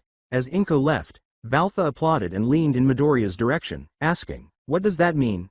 Is it some kind of ritual? She said softly. Sort of, Izumi said with a laugh, believe me, it's a great honor. Katsuki. Bakugo stiffened as Inko called, come on in, I almost didn't see you lounging back there. Hey auntie, he said, was just walking Izumi home, heading out now. Tell your mom I'm here, I didn't know you two were hanging out again, she called as he was leaving. Izumi shrugged and said, we were making amends. He's still an asshole but, she complained as Inko struck her with the wooden spoon once more. While Valtha laughed, Inko sighed, you two will be the death of me. So, what did you find out? Hermit, Izumi, and Valtha were in his study at the moment. There were hundreds of book stacks all around them, some of which were flying, and a pen was taking notes in the gaps as Hermit sat down slowly in his antique wooden chair. Well, for one, Noriega is out for blood. He murmured, old man is furious there was such a mismanagement of information, he's taking it as a personal insult and activating his team to find out who let Morgoth out. With Noriega and his team working on it, this should be resolved soon. Valtha nodded and said, that's good. He muttered, not necessarily. Noriega claimed that whoever let Morgoth out is strong and high in the council, which suggests that the council may be attempting to get rid of you. But why? What have I done to deserve my death at the hands of the council? Izumi asked. We may report to the council for jobs, but we aren't truly part of the entity. I guess freelance agents are a better name for us. We don't answer to anyone, and the council doesn't like that. Hermit stood and looked at the two young women before him. The council hates anyone who's powerful who doesn't become a member of the council. So why do they continue to give you jobs? Valtha inquired. It's easier for them to have some semblance of control in what we do than no control at all, Izumi grumbled. Right on the head, kid. Hermit complimented her, if they were to refuse to give us work or support, then they run the risk of us freelancers just coming together to make our own group, and that would challenge their authority. With a sigh, Valtha concluded, which they don't like. So, why not just join them if they don't like powerful magic users out of their control? That's a good way to get your research cut. Hermit replied dryly. The council limits what their members are allowed to look into, mostly keeping them limited to combating demons and researching spells that are only of use to the council. Mages like me tend to dab in everything, time manipulation, alternate universe studies, dark magic, the list goes on. So why haven't you been singled out? I have, he replied bluntly, thankfully like Izumi I finished my apprenticeship as a mage, and had the power to take on most anything they threw at me. But to send a false god and purposefully feed her misinformation, he grumbled, something's not right, the council wouldn't be this sloppy. But still, he glanced at Izumi, I want you to take a step back for a bit, don't take any jobs unless they're bringing you in as backup. Less of a chance that they're feeding misinformation, I'll be working with Noriega to figure out who's responsible. Shouldn't I also be assisting? Izumi crossed her arms and asked. No, Noriega and myself looking into it will already put pressure on our enemy to begin with, if you began to help yourself, that may just push them to something desperate. Izumi murmured, I guess I can just focus on my training for Ua. But please keep me in the loop Hermit. I want to be there when we take the bastard down. Of course. It's getting late, both of you should head back. Izumi stepped forward and said, you never told me you were targeted by the council. Valtha nodded and left. Still am. He simply replied, it was information you didn't need to know at the time. I would have exercised greater caution when this job began to raise suspicions 2 weeks ago if you had informed me beforehand. I didn't think they would be so eager to knock you out, he explained. When I first started, they just kept sending higher demons to try to kill me, and I handled them easily, but they made me think about joining the council for extra protection. I'm concerned that they sent a false god against you right away. It's unusual for the council to act so swiftly. When did they send a false god to attack you, then? When we first defeated Morgoth. Izumi looked back in disbelief. 30 freelance mages and archmages, supported by 7 clans of warriors who have a history of deviating from council protocol on a whim. It was a suicide mission meant to kill all of us off in one fell swoop before they requested an archangel to take care of a rampant false god.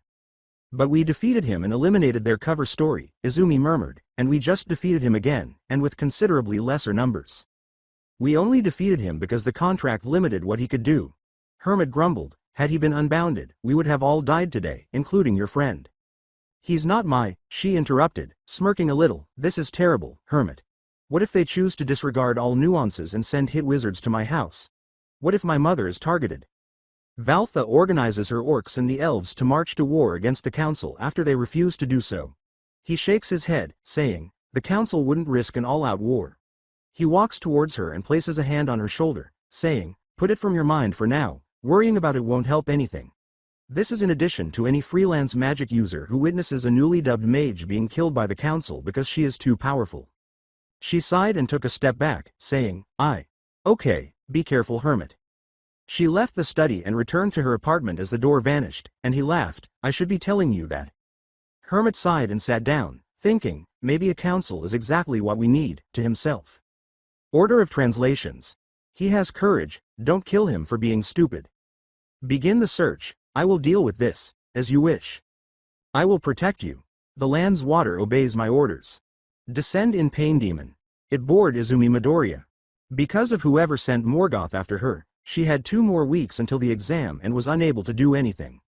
Her training only covered her mornings, and Hermit still hadn't given her permission to work. She moaned loudly, I'm going to waste away, as she hung off her bed a little and made some items from her desk float above her. Why don't you go and enjoy the day? Clara said from Izumi's mirror, which showed the girl brushing Voltha's hair while they were both wearing pajamas and Voltha sitting on the floor half asleep. I'm sure Japan is nice today, she said. Izumi complained, slowly sitting up straight, well, it is, but I don't want to run out of money. How long does it take to find a leech? She asked. Magic or not? Dryly, Voltha inquired. You two are fortunate, at least you get to go on quests and hang out, Izumi sighed. When I try to leave, Mom tries to find reasons to keep me here because she's so worried. Clara suggested that since the entrance exam is coming up soon, it might be a good idea for you to study for it. She sighed, yeah, but I got another week. Are you certain? I thought you said it was the 15th, she said, bewildered. She hung off her bed, eyes closed, and said boredly, yeah, the 15th is next week. Izumi. Today is the 15th. When Izumi's eyes opened and she glanced at the calendar, she whispered, oh fuck. She jumped up and started to get dressed, screaming, fuck, fuck, fuck, fuck. I have 30 minutes to get to UA, as she started putting on some workout attire. As she walked into the room, Inko exclaimed, Izumi, you're still here, I thought you left hours ago. Izumi screamed, I should have but I haven't, as she hurried past her mother, kicking open the front door and frantically fighting a windbreaker. Bye guys. Bye Mom, love you, she exclaimed as she shot into the air. Inko questioned Clara, why didn't she just teleport? She probably forgot she can just do that. Panic tends to make people forget things. Breathing heavily, Izumi smiled as she landed at the UA gates. I made it, she exclaimed, dancing a little, and with 15 minutes to spare. Oh yeah, who's the boss? You done? Izumi stopped and turned to see Bakugo waiting to her right, observing her with disdain. She said sheepishly, scratching the back of her head, yes. Bakugo scoffed, but it lacked its typical bite, loser. As they started to walk, Izumi snorted, what does that make you? Better than you. She laughed and jumped a little to begin floating, crossing her legs as they went on, keep dreaming.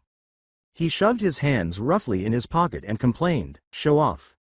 She laughed and stuck her tongue out at him, saying, you're just jealous I can do this and you can't. Excuse me. Izumi lost her focus and squeaked, falling to the ground. Ow, she groaned, rubbing her sore backside as she glared at the boy who had shouted at her. What's your deal? She inquired. Using quirks outside of authorized testing locations is not advised. With a robotic arm motion, the boy yelled. Izumi floats back up into the air, smugly saying, good thing it's not really a quirk. Stop this crazy rule breaking right away, or, Mr. Roboto, what? Will you make me? With a Cheshire grin, she asked. Bakugo continued to walk towards the auditorium, growling, idiots. Iida spluttered as he attempted to continue reprimanding Izumi, who slowly started to float upside down while staring at him with a bored expression in her eye. And to think of the disrespect to this fine institution. Izumi started to say, "Look C3P0, this has been fun, but we kinda got things to do today," but stopped when Iida persisted in berating her. She sighed and snapped her fingers, and Iida's voice abruptly vanished. After realizing his voice was gone, Iida took a few moments to look at Izumi in shock as she straightened herself. Izumi began, floating slightly higher to meet Iida's gaze. "Okay, my robotic friend. We got off on the wrong foot, and it's admittedly my fault, so here's what's going to happen. I'm going to snap my fingers, and you'll be able to talk again," Izumi said. "I'll stop floating so we can head to the auditorium, and you won't yell at me, okay?" Iida clenched his jaw and nodded slowly. "Well done, boy." As Iida cleared his throat, Izumi snapped her fingers and stood up. Iida calmly and levelly said, I'm not happy that you used your quirk on me." As they started to walk, Izumi smiled at him and said, "Well, if you hadn't started berating me like you're a school teacher, I wouldn't have had to do it. In fact, had you just politely asked me to stop, I would have probably listened. I'm not very big on authority figures, you see." "You also wish to be a hero?" With incredulity, he inquired. "I want to save people," she replied. "Being a hero is the best way to do that." Well, I cannot fault your reasonings, but using your quirk outside of official testing is against the law." Izumi sighed. "Look, let's just agree to stay out of each other's way for the rest of the day, yeah? Technically no quirk." He put out his hand and said, "I am Tenya Iida, a soon-to-be graduate of Sumei Prep. Fine, you're right." She shook his hand and said, "Izumi Midoriya, I've already completed my apprenticeship." "An apprenticeship? Truly you must be ready for UA." She paused, then said, in part, "Come on, or we're going to be late." "The guy yells at you and tries to humiliate you, and you become his friend." Bakugo scoffed as he watched Izumi enter the auditorium, joyfully waving goodbye to the man who had been yelling at her. Izumi shrugged and sat down next to him, saying, "It happens. Guys are snobs, but his heart is in the right place." Bakugo said, "HMPH, your magic tell you that?" Izumi chirped, "Yes, I'm also a very good people person." She then fell silent as President Mike took the stage and started talking. She muttered, "So it's a battle royal with robots," but she also said, "This will be easier than I thought." "Don't get cocky," Bakugo snarled. "Bet I'll blow your score out of the water," she said, smiling mischievously as they were dismissed. "I thought that was your shtick?" she asked. He angrily said, "You wish, nerd." A couple of hours later. As she summoned her staff and leveled it at a group of 2-pointers, blue arcs of lightning shot out of the staff's head, frying the machines as she flew past them. Izumi flew through the fake city, a good distance ahead of the others. Never question someone who shouts, "Go," she whispered to herself.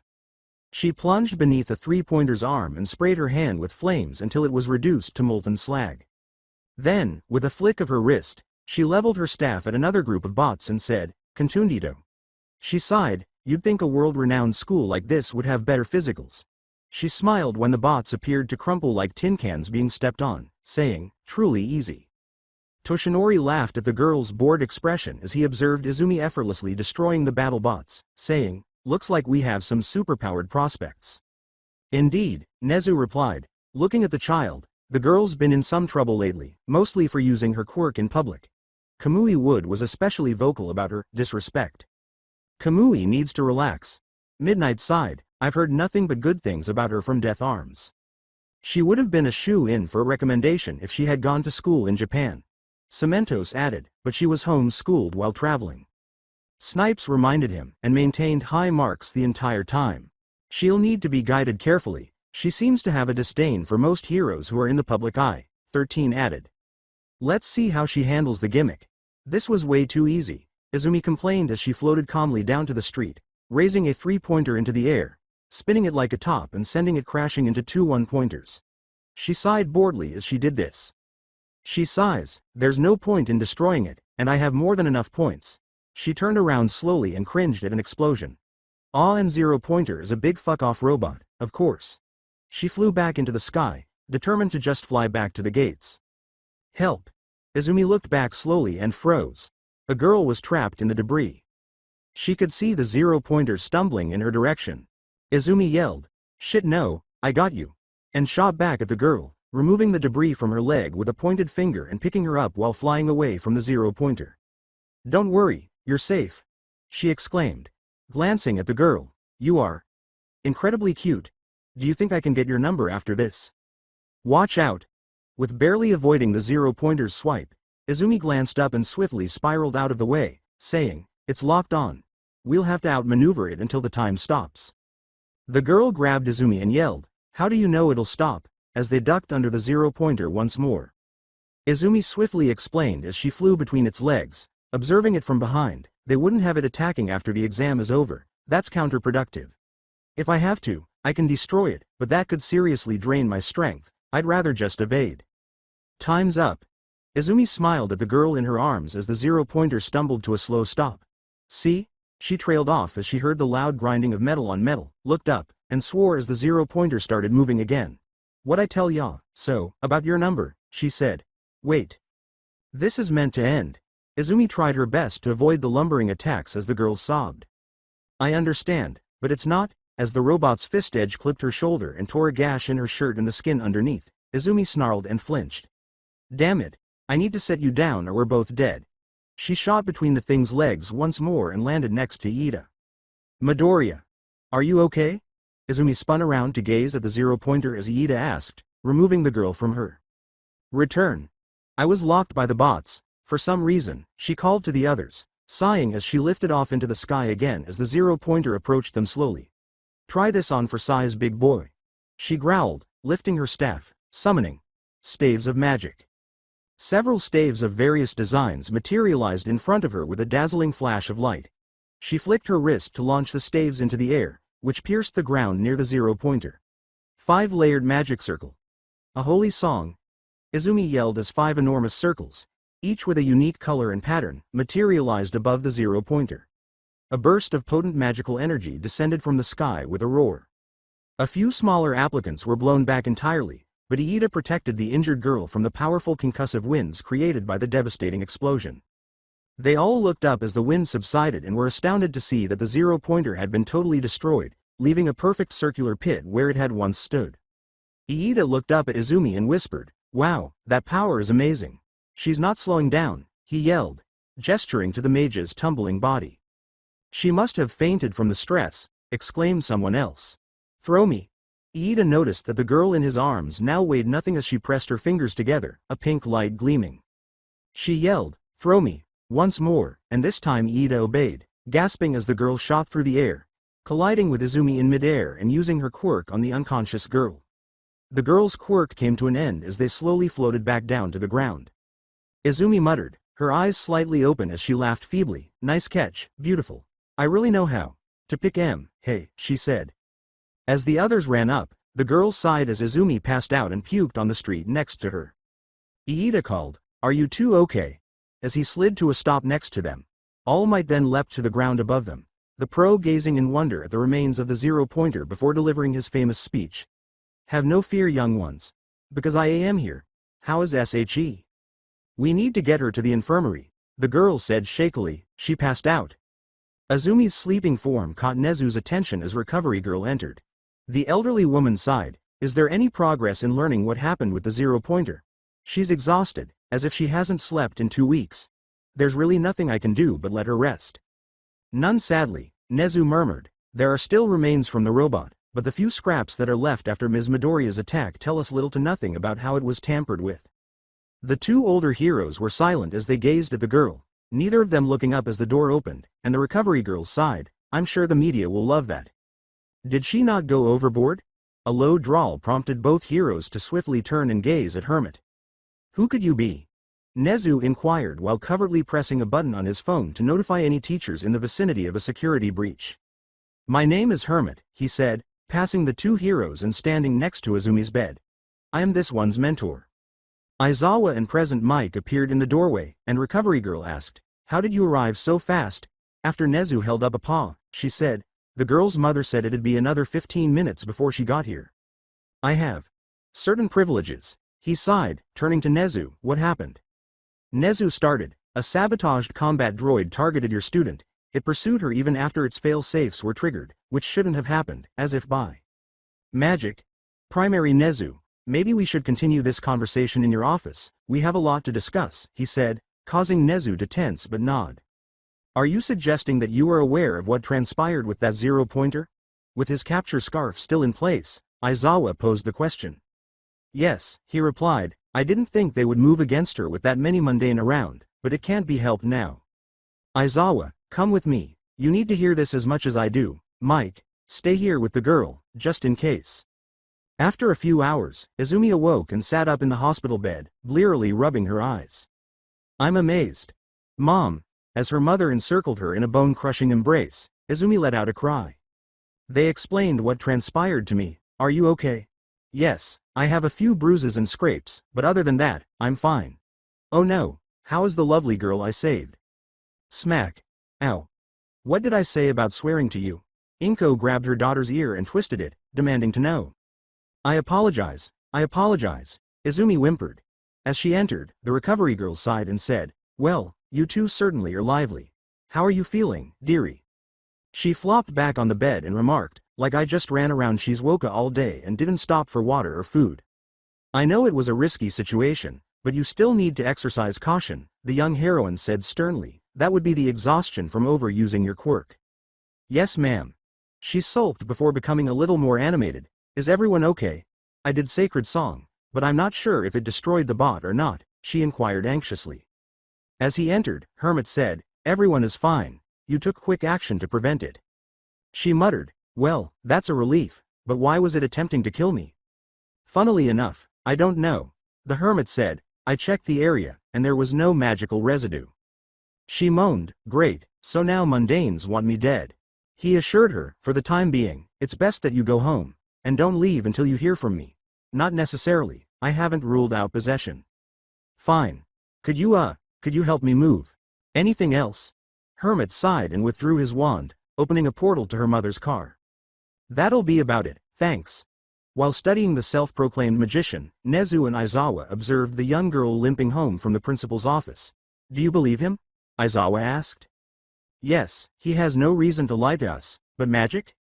Sometimes the only rational answer to an unsolvable question is magic. Majima confirmed that the kinetic locks in the zero-pointer's joints had activated, but something forced it to tear through them. Currently I can think of only All Might having the strength to pull that off. Looking back at the camera, Isawa muttered, and you're gonna let him bring more of his colleagues here? As a precaution, yes. If our saboteurs are magical in nature, then it would stand to reason that we would need magic to subdue them. But be on your guard. Always, sneered Isawa, 3 weeks. Izumi was prepared to blow her brains out after 3 weeks. Although the entrance exam had been easy, Izumi was once again locked in the house due to the zero-pointer's rampage. However, this time, she was unable to even visit the few ordinary places she had been permitted to go. Furthermore, she had not heard from Voltha or Clara since the morning of the entrance exam, and she was starting to worry because they had gone radio silent. Izumi, sitting cross-legged on the floor with her mother contentedly folding laundry next to her, muttered, I really think I should go look for her. It's not like Clara to just go dark like that. She's fine, Izumi. Hermit even told you so. She murmured, maybe we should eat some katsudon tonight. With a sigh, Izumi said, I'll be in my room, getting up and entering her room. Why isn't anyone else concerned? She asked. Are they deliberately keeping me in the dark? Even Hermit has been keeping quiet, she moaned, collapsing onto her bed. He tells me everything most of the time. She jumped up and threw open her door when she heard a quick knock. Ua is here. As she held out the envelope, Inko sobbed. Already? As her mother hovered behind her, she asked in disbelief, carefully took the envelope, went to her desk, sat down, and tore the letter open. A surprise was revealed when a holodisk clattered onto the desk and turned on. Hey brat, been a while. Hermit said, seated at the table on the screen. I'm sure you're wondering why I'm here. Well, I took a job at UA as the Foundational Hero Studies teacher for security reasons. We haven't been able to get in touch with you because Voltha and Clara will be providing me with assistance. Now let's talk about your score. Hermit lowered his head and shuffled through a few pages while squinting. Midoriya. Midoriya. Here you are. You finished second overall and earned 70 combat points, but you also saved someone. The test has a secret component, so you earned 70 rescue points for saving that person. You'll also need to talk to the principal before classes start in a week. He looked up, adding, bringing your total score to 130. Avoid being late. Oh, and congratulations or whatever. After the hologram shut off, Izumi sat there stunned. You succeeded. Inko threw her arms around her daughter and cheered. As she whispered, I did it, she hugged her mother and exclaimed. Well, it looks like we'll be having Katsuden tonight. And Mochi, since I defeated Bakugo, oh my god, you succeeded. For what seemed like the 100th time, Noriega meticulously went through his filing cabinet, his elderly hands trembling just a little, not from nervousness, but from a deep-seated sense of wrongness. As he slowly moved his hands through the files, he muttered, I don't want to be right, but if I am, then this might be bigger than we originally thought. His finger moved to the last file, which was probably one of the largest there. As soon as the skin touched the file, Noriega withdrew and shut the drawer, his eyes a little out of focus. Isn't it a good time for lunch? He asked his assistant, who slapped him right away. What was that for? He exclaimed. As the older man growled, the young man, trembling in his boots, remarked, Mr. Noriega, you told me to slap you if you suddenly turned away from your filing cabinet and talk about lunch. With thick chains encircling the plain filing cabinet, he turned and held up a hand, saying, I did. Damn it, that means, no one is allowed to go through this filing cabinet unless authorized by me. Why? What's the matter? The young man cautiously moved away from the filing cabinet and asked. One of the files in there is a cognito hazard, I'm not sure which one, but once I get Hermit in here he'll be able to disable it so we can find out just what's been hidden from us. He sniffed disdainfully, we may have to check the other files as well, if there's one, there's bound to be more. As Nezu babbled on about proper hair care, Izumi stood in front of him, trying not to reach out and pet the chimera. And you must make sure it has the proper amount of keratin. Is it possible to start this meeting? I have a class in a few hours, Hermit sighed, wiping the sleep from his eyes. Obviously, Ms. Midoriya, it has been made clear that you are being targeted.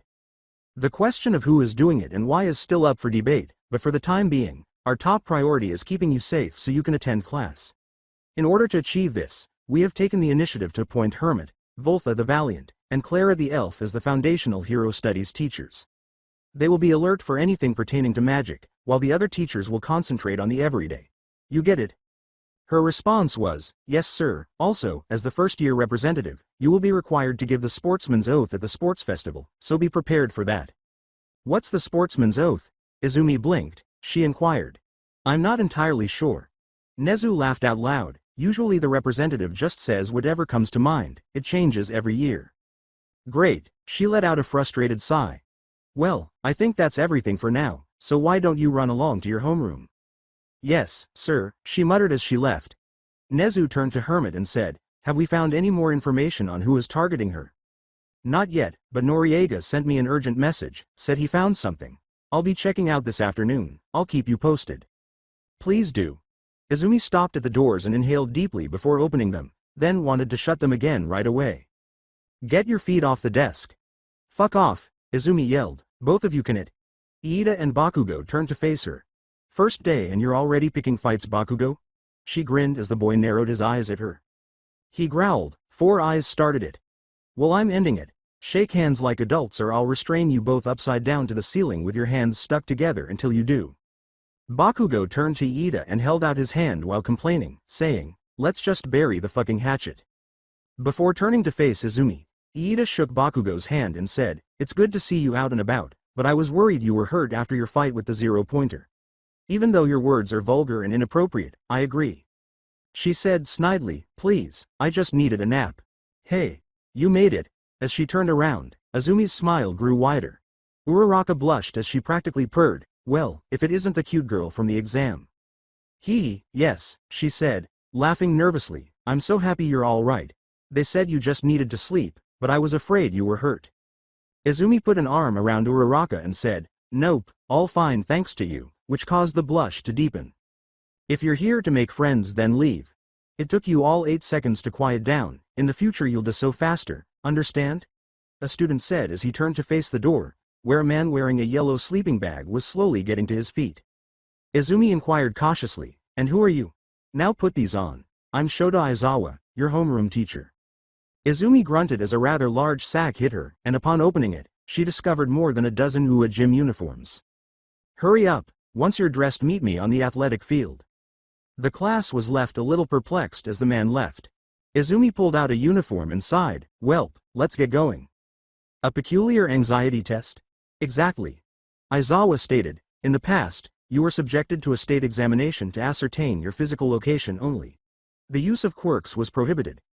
This is irrational and attempts to advance the myth that you are all created equal, but in certain situations, this isn't the case. Midoriya. Now, Izumi jolted to her feet, fearing that she had been discovered daydreaming. How far did you throw a softball?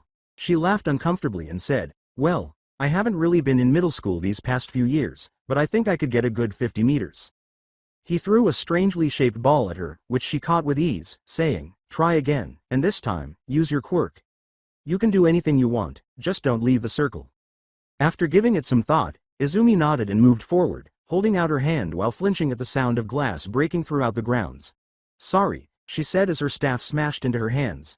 Get ready, she called back, tossing the ball lightly into the air.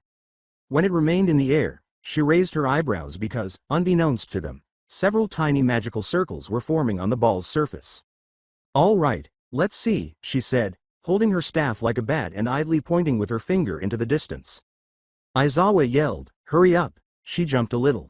Right on, she nodded, got back up, and swung her staff forcefully, striking the ball and sending it soaring through the air with a loud boom. Mina yelled, Jesus, as she was flung back into Kirishima. Hagakure hid behind Ojiro and concluded, fuck.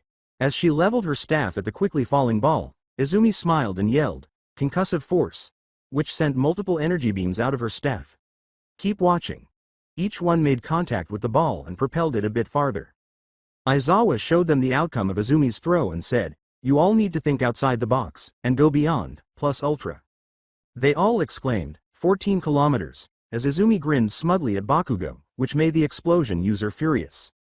Oh man, we can use our eccentricities however we please. Kirishima gave a cheer.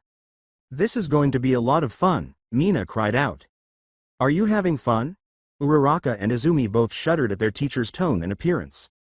There is no room for fun because you are all here to be heroes, but if you want to have some fun, then great. Let's make this assessment enjoyable. The last person to enter today will be kicked out. What? That's not possible, it's unfair, Uraraka cried out. Are natural disasters fair in your opinion? Robberies, what about them? Muggings? Let's get started. Life isn't fair, and the sooner you accept that, the better off you'll be. Dash of 50 meters. As she lined up with Bakugo, Izumi sat cross-legged in the air and smirked, try not to pout too much when I beat you. As they heard the robot count down, he growled, I'll show you ya fucking nerd. 3, 2, 1 go. With Izumi at his side, staff out in front of her, and her body in the iconic Superman pose, Bakugo took off like a rocket. Izumi's face was filled with fierce determination as she crossed the finish line just a second ahead of Bakugo. 3.3 seconds. 3.4 seconds. As Bakugo sulked next to her, Izuku sighed with relief and jogged back to the others, snickering, better luck next time Sparky. Long jump while standing. Izumi smirked as she moved forward to make her attempt, thinking, I could just float over, but that's no fun. Plus, Isawa said, be creative. Izumi glanced at her staff, wondering how she would accomplish this. Go quickly, nerd! Bakugo yelled. As Bakugo started practically frothing at the mouth, Izumi shot back, bringing her staff forward and slamming the end into the ground before vanishing in a powerful explosion that had everyone covering their eyes. Yeah, I'm doing it.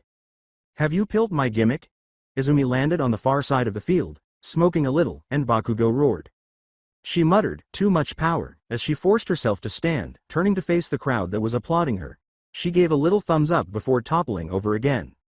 Test your grip. Izumi gazed down at Shoji as they both applied more pressure to the gauge. Izumi's hand was glowing purplish black and occasionally seemed to crackle with electricity, while Shoji just kept flexing his muscles until, around the same time, both of their gauges broke. Mineta whispered, whoa, they're crazy. Kaminari sighed, they broke them. Didn't think you would be, Shoji remarked, extending one arm with a mouth forming at the end. Izumi shrugged and looked him up and down before saying, you know, once you get over the whole, hulking behemoth thing, you're actually really cute. Shoji's cheeks came up in a flush as he blinked. Wait, I thought. Uraraka began, sounding and appearing utterly perplexed. Oh, don't think I forgot about you, Izumi said, turning to her quickly and putting an arm around her. She practically purred, sending steam shooting out of Uraraka's ears. I learned over my travels that I'm not only bi, but I'm also poly, so, she winked at Shoji, Flirting, the more the merrier. While Izumi kept Uraraka upright as the girl nearly passed out, Shoji stammered, "I think I need some water," and hurried off. After glancing at each person, Isawa said, "All right, telling you your scores individually would be a waste of time, so here." He pressed a button to cause a nearby electronic board to light up with each person's name and score, then said, "Note your weak points and work on them." Upon seeing her name at the top of the board, Izumi grinned and sighed, "Energy manipulation. Gotta love it." She gave Hagakure a pitying glance as the girl began to sob quietly. With a spooky smile, Isawa said, "Oh yeah, and no one's getting expelled." Everyone stared at him in disbelief. It was a rational trick, a ploy to force you to put in your best effort. As she turned away, the teacher said, "You are all dismissed for the day. The syllabus is in the classroom."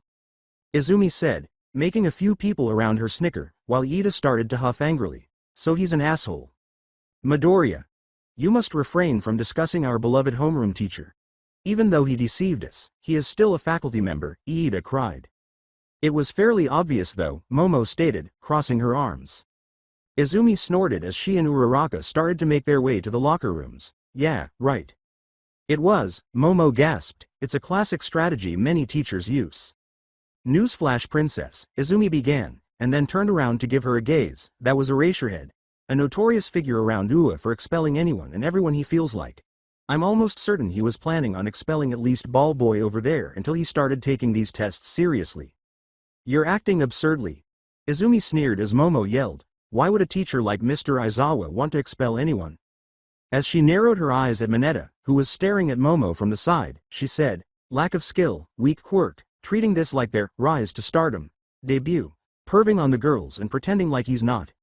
In any case, for a pro-hero known for his harsh stance and views on heroes like Mount Lady, Kamui Woods, and even All Might, you'd expect him to keep his word. I think we should all count ourselves lucky he didn't expel anyone. I think you're overreacting." She turned around and left after saying, "Good for you. Now, I'm off to the showers." Uraraka shivered a little as Izumi whispered in her ear, "Care to join me?" Uraraka squeaked out, That's okay. I'll just go in after you." "Suit yourself." Izumi waited for Uraraka to leave the locker room by idly swinging her feet back and forth. The vivacious girl cautiously left while closely observing Izumi as she got to her feet. Izumi whispered, "Hey, I wanted to apologize." "What? I've been coming on a bit strong today, and it occurred to me I made you uncomfortable. Believe me when I say that was not my intention." "Oh." Uraraka chuckled awkwardly and said, "Well, you were a bit forward. I'm not used to people being like that with me." "What are you saying?" As they began their walk down the hall, Izumi inquired. With sad eyes, Uraraka went on, "Well, I wasn't exactly the most popular girl back in middle school," adding that most guys wouldn't even look my way. "But you're very beautiful." Uraraka blushed as Izumi blurted out, "I mean, you're so sweet and adorable. How could anyone miss you?" Uraraka shrugged and muttered, "They just didn't. You're the first person who ever has, and it was really surprising. It gave me a fluttery feeling." Izumi grinned and said, "Isn't that good?" she asked, giving her a gentle shoulder rub that made her smile. "Yeah. But I barely know how to feel right now, much less with the whole poly thing." "Is it a deal breaker for you?" Izumi inquired. "Yes? No?" She let out a frustrated sigh and said, "I've never considered it before." "I know it's a lot to think about," Izumi said, placing a hand on the girl's shoulder, "but I promise I would never do anything to make you uncomfortable. If you want to keep it exclusive, we can do that. If you want to take it slow, we can do that too." Izumi nodded slowly before moving in front of Uraraka and stopping their stroll. "Telling me is all that is required." "Okay," Uraraka said quietly, smiling at Izumi, "but slow. I don't know the first thing about relationships." Uraraka noticed for the first time that there appeared to be specks of starlight in the other girl's irises, but she saw no signs of deceit or malevolent intent, just a gentle warmth that made her feel warm. Izumi laughed as she said, "I barely know anything about them." She then went back to Uraraka's side and intertwined the hands of the other girls, trailing her hand down their arm. "But I'm sure we can learn together." "Midoriya. Public displays of affection should be kept outside of school hours," both girls exclaimed, startled to see Iida Power strolling down the hallway. With a quick karate chop, he said, "It is disrespectful to the institution." Izumi eye-rolled and smiled empathetically at Uraraka, who buried her face in Izumi's shoulder in shame. "Calm down, Iida, it's just hand-holding."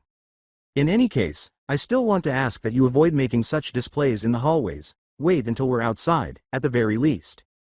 With a dramatic sigh, Izumi said, I can live with that. The three of them started to walk down the hall, discussing their first day, while Izumi subtly put her hand around Uraraka. And you're certain there's a cognito hazard in there? Hermit asked, circumnavigating the filing cabinet that Noriega had divided off. He inquired of the older man. I tried to get lunch 18 times yesterday, I'm sure. He growled, I don't know which drawer, when my assistant tried to tell me he went off to go look for his pen. So definitely a cognito hazard, he muttered, and a powerful one if it won't even let someone say which drawer it's in. He raised his wand and started chanting, moving golden thread around the filing cabinets until, with a snap of his wrist, the threads shot through the cabinet, emerging black on the other side and vanishing in a plume of smoke. Can you remember now? With a grunt, Noriega opened the third drawer and took out a large leather-bound file. This thing's still swamped in all kinds of enchantments and spells, he said, pacing the old leather with his hand while squinting his eyes. It will take me weeks just to get half of this deactivated, and there's no telling what kind of code it was written in. Hermit raised an eyebrow and questioned, you think they wrote this file in code? With a sigh, Noriega drew out his own wand, summoned a ward box, placed the file inside, and secured it. This is bad, Hermit. Someone went to great lengths to ensure that no one could find this file, yet have it somewhere that it's easily accessible, which means someone on the council is involved. Hermit concluded for him, which also means you probably don't have long before someone goes looking for it. I already filed a complaint with the council, he said as they started to leave. All of the council members were worried about a potential cognito hazard in the filing system, and they want me to make sure it's nothing to worry about. As Noriega spun around on him with his wand pointing at his throat, Hermit froze. So they're playing along right now, he muttered. Probably means that there's nothing incriminating in it to place blame on any of the council members. Regardless, maybe I should take it with me and research on my own. Who is a magus here? Noriega questioned icily. You are.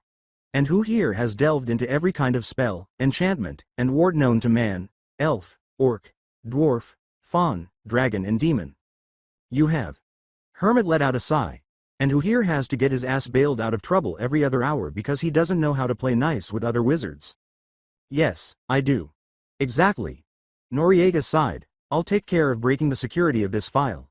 You just make sure that nobody kills Izumi or you while I'm doing it. Hermit turned away from him and said, I'm glad I can rely on you, Noriega. Keep me updated. Yeah. As he arrived at the exit and inserted his key, Hermit sighed and entered his classroom, where a familiar face was waiting for him.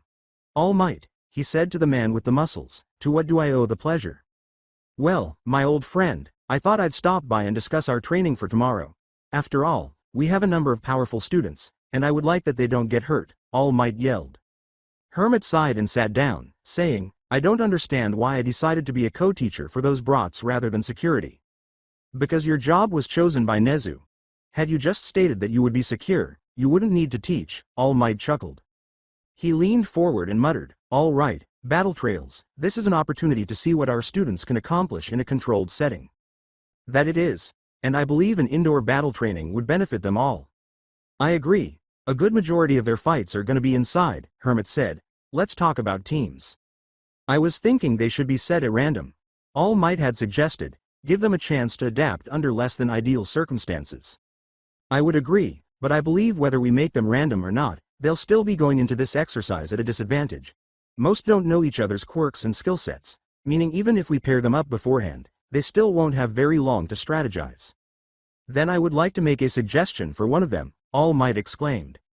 Leaning back and flicking an eraser at All Might, Hermit sneered, before you do, go ahead and deflate, saying, that can't be comfortable. Didn't think you knew. All Might sighed as steam billowed out around him, revealing a sickly-looking, thinner Toshinori. Hermit said softly as he stood and moved around this desk, there's not much that escapes Noriega's eye. In addition, I knew that hit you took was more serious than you let on. How bad is it? It's not as bad as it could have been had you and Izumi not been there. All Might replied while heavily seated at one of the workplaces. I lost a lung and part of my stomach. Most of my other internal organs were affected as well. As it stands I have about 5 hours a day to be All Might, but that time is dwindling. Hermit put a reassuring hand on Toshinori's shoulder and said, I'm sorry, my friend, had I known. Had you known then there would have been nothing you could do, Toshinori gently interrupted him, Some of the strongest healing quirks were used to try and help me. They all fell short. And I know how much you like to say magic can't heal everything. So, it's safe to assume that your suggestion for one of the teams is to put Izumi with the student you want to choose as a successor? Hermit asked after giving a small nod. I've already chosen, Hermit said with a raspy voice. I met him a few months ago. He accidentally learned my secret and we got to talking afterwards. I believe he can become the next symbol of peace when I can no longer carry the mantle. I passed one for all to him just a few weeks ago. He's still having trouble with it, but I know he'll get the hang of it. If you believe that to be true, then I won't argue. Who is it? Kirishima, Eijiro Kirishima. So boring, Izumi complained as she and Uraraka returned to the classroom. Why can't the hero school be just about harrowing? She asked. Iida exploded behind her, saying, because we need to learn. We are not common vagrants. We need a solid foundation of knowledge. But it's really dull. Izumi sobbed and fell wildly across Uraraka's desk, causing the vivacious girl to chuckle. Get moving. It's not that horrible. Besides, it's foundational heroes next. Uraraka laughed. It ought to be enjoyable, right? Izumi sighed and gave Uraraka a sly smile that caused her to flush. Right as always, she said. Midoriya, Iida said admonishingly as more classmates entered. Iida, I'm not doing anything, Izumi said innocently, sliding off the desk and into Uraraka's lap. Right, Ura? Steam poured out of her ears as she cooed. Uraraka stammered, tea too much. Izumi gave her a quick kiss on the nose, then jumped up and floated to her own desk. Sorry, she said sheepishly. They're adorable. As Iida started berating Izumi, Mina poured out her heart to Hagakure. Effective public displays must be kept outside of school. Izumi rolled her eyes as he yelled. Izumi yelled, Iida, I can and will stick you to the roof. Iida stopped his tirade as the class laughed. Like a hero, I'm coming through the door. It's not All Might at all. Kaminari cried out. Isn't that his costume from the Silver Age? Ojiro inquired. What a manly entrance. Kirishima gave a cheer. Get out of my way, you American flag rip-off. As Hermit entered with his hands in his pockets, Izumi tensed up and smiled as All Might started to float, maintaining his position as he collided with the ceiling. Good evening, students, Hermit said. My name is Hermit, you may call me Hermit, and I am your new hero's foundational teacher. I am almighty, too. As everyone knows, All Might boomed as he kicked off the ceiling and landed right beside Hermit, flexing. Together, we'll give you the essential skills you need to become a hero. Looking at every student, Hermit sighed and said, You're way too loud. Now, you're all probably wondering who I am and why I'm teaching with All Might. Anyway, let's get to the day's class. Hermit, old friend, come now. It won't hurt to share a little backstory. All Might gave a laugh. With a nervous laugh, All Might said, I will glue your star-spangled ass to the ceiling. He reminds me of Midoriya a little bit, Jiru muttered to Sato. Sato whispered, he's got the same threats, that's for sure. Hermit said, all right, causing everyone to sit up straight. Today's training is simple, and it's something that all heroes, whether they are battle heroes or not, should be aware of, and that's battle trials. All Might burst, making Hermit glare at him. Sorry. As I was saying, Hermit went on, you'll be learning the basics of an Indoor 2 version 2 scenario. Before you ask, the teams have already been chosen and no, I will not be telling you who you're paired up with until it's time for the fight. Pardon me, sir, Iida yelled, emerging with a raised hand. You're not excused, sit back down, Hermit said, forcing Iida to quickly sit down again. The next person to interrupt me is going out that window. So, the exercise is pretty straightforward. You will be doing battle trials inside, and you will be divided into hero and villain roles. As a villain, you will be tasked with guarding a WMD. The hero's goal is to either capture the bomb or render the villains incapable of escaping. The villains win by running the timer down or capturing the heroes. No, you are not allowed to cause serious harm to other students. Your performance on your role will determine your grade. All right, you're up.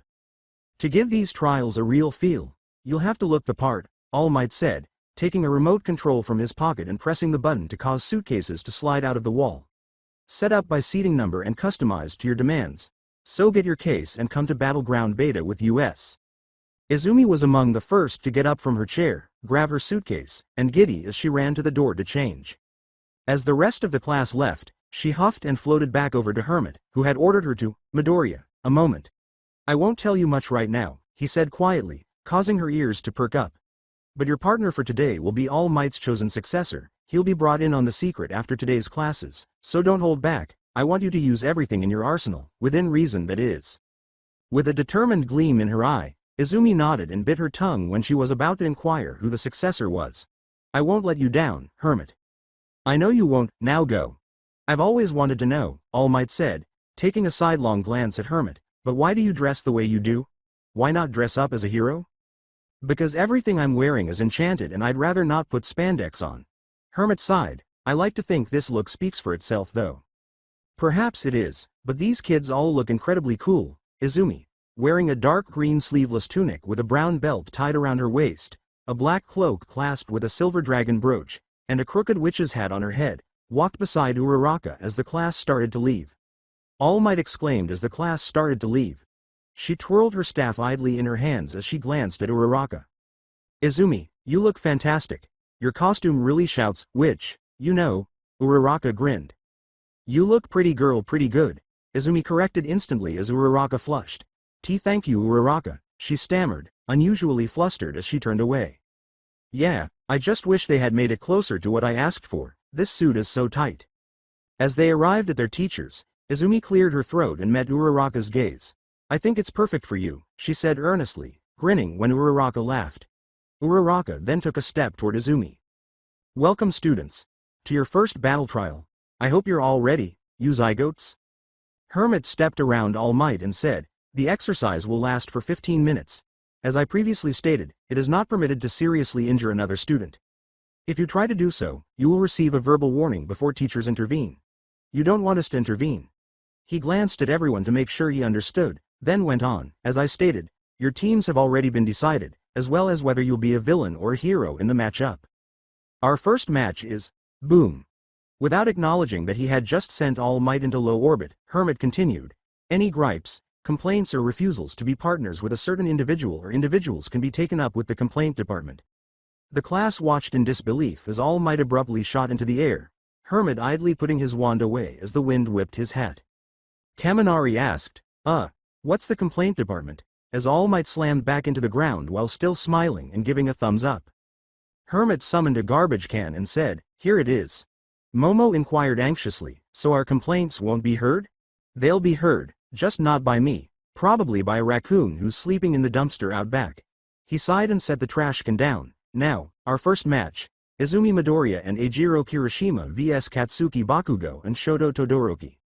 Izumi grinned, already enjoying the fact that she had been given the all-clear to kick Bakugo in the ass. Midoriya and Kirishima are the heroes, Bakugo and Todoroki are the villains. You two go speak with All Might to get your supplies, heroes, see me for the same. The rest of you, head to the viewing room. See you after, Izumi said in a whisper to Uraraka as she squeezed her hand. As she left, she chirped, good luck. Kirishima grinned and said, looks like me and you are on a team, as he approached. Looks like it, Izumi said, examining the boy. He was strong and had a generally upbeat demeanor. He was smiling broadly and carelessly. Let's go grab our supplies and talk strategy, Izumi said. He followed her over to Hermit and said, sounds good to me. He handed them a brown tube and droningly said, schematics, comm links, capture tape, that's all you get from me, good luck. Opening the schematics, Izumi deadpanned, thanks. Looks like we got 6 levels, the top 2 are lofts.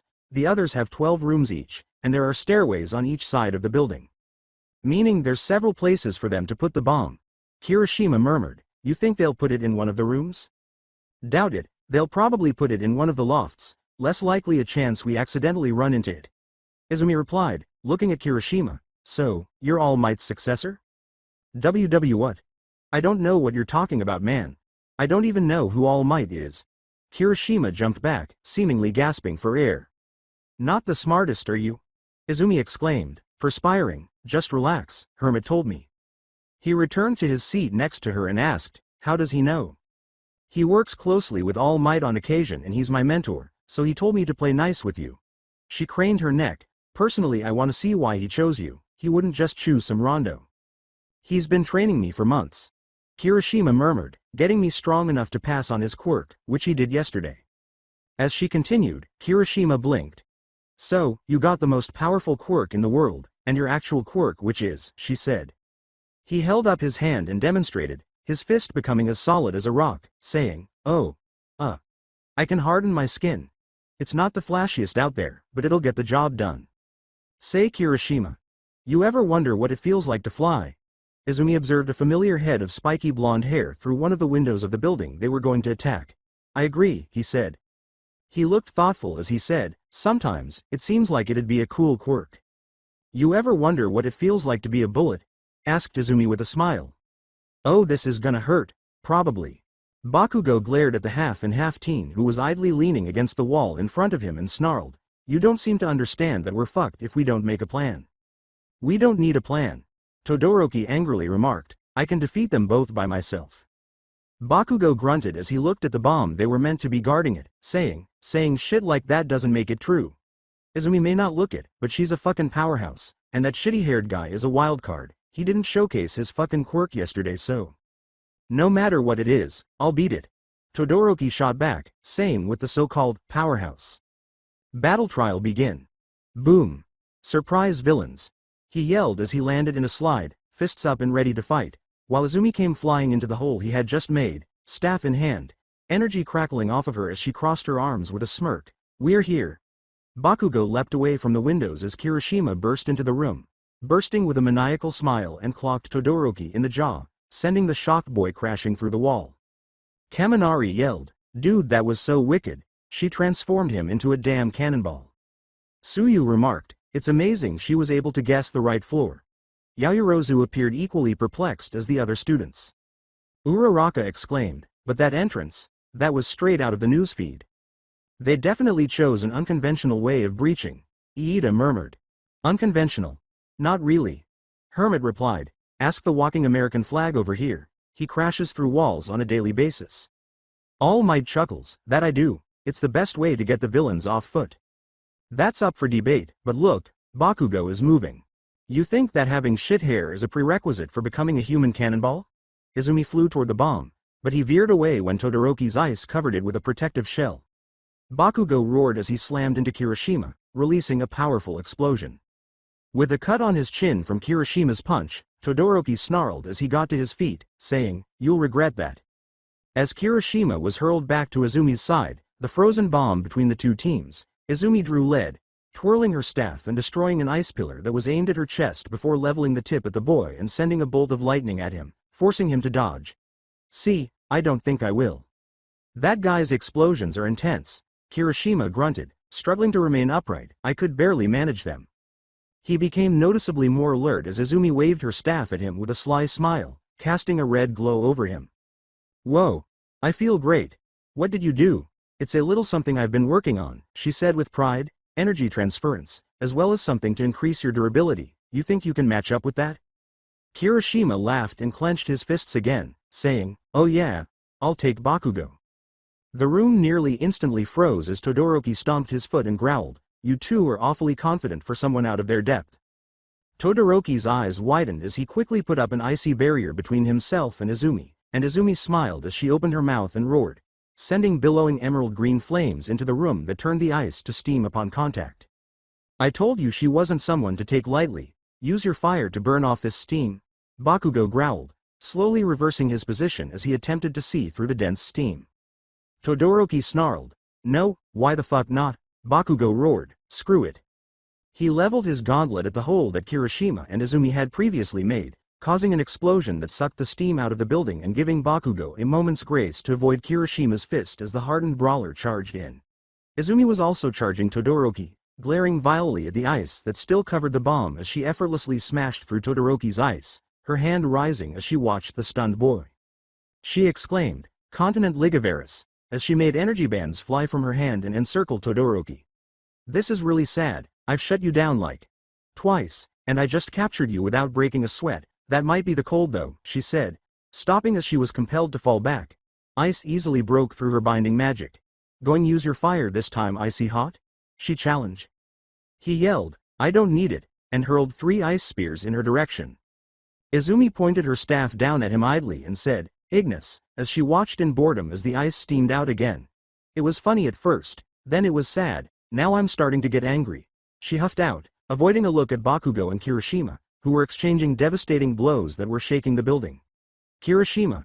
Be careful you don't jeopardize the bomb, she said, avoiding a glance at Bakugo and Kirishima. Kirishima yelled, "Better take this outside then," and threw Bakugo out the window. "He's got the spirit, I'll give him that." She sighed, then spun around and used her staff to smash the ice Todoroki had sent at her. "Are you even trying?" she sneered, looking down at the scowling Todoroki. "I've shown you 3 or 4 different times that your ice isn't going to." She stopped when one of his ice pillars finally struck her chest, sending her flying across the room and into the wall with her staff. "This fight is over," Todoroki muttered as he exhaled slowly and raised his hand to trap her in ice up to her neck. "You can't use your quirk without that tree branch or your hands moving around." "Are you sure?" Izumi took a deep breath and said, "Let's test that theory." She tilted her head slightly, then vanished. "What?" Before being slammed into the ceiling by an uppercut, Todoroki asked in disbelief. A piece of capture tape wrapped around his arm as he fell to the ground. "We have captured a villain. We have 8 minutes left." "You know," Izumi said, drawing her staff back to her hand and glaring down her nose at the struggling Todoroki with thinly veiled disdain. "But being a holier-than-thou prick tends to work against you." Izumi sighed again and flew outside, her eyes narrowing on Bakugo and Kirishima fighting in the streets. Kirishima was doing a fairly decent job of tanking Bakugo's explosions and delivering his own powerful hits that sent Bakugo reeling multiple times. "Better go help," she muttered, shooting off and heading straight for Bakugo, who saw her coming and avoided her initial energy attack. Bakugo sneered as he stood up to his 2 opponents, looking from one to the other while flexing his hands. "Figured icy hot would get trounced by your ass. You got me outmanned. Does this imply that you will give up amicably so that you won't suffer any harm?" "With hope?" Kirishima inquired. Izumi smirked at Bakugo and said, "I doubt it," adding that this explosive Pomeranian had no idea what "surrender peacefully" meant. "You fucking idiot, you just called me a wincy bitch." Bakugo exploded toward Izumi with a roar. "Clypeus," Izumi called, holding her arm out as a silvery shield appeared on her forearm, gritting her teeth as the construct actually fractured from Bakugo's explosion. "Protero."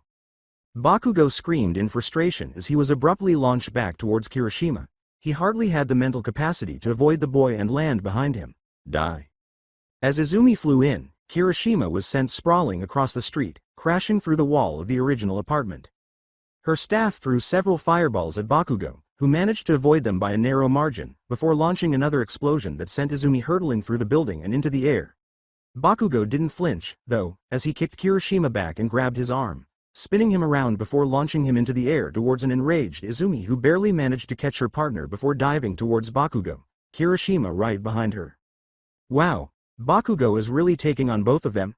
He's insane," Shiro cried out.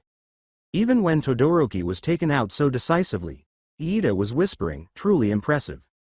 Todoroki refused to take his opponents seriously. Momo continued, "Had he gone all out at the beginning of this match, then I doubt the match would have advanced as it did.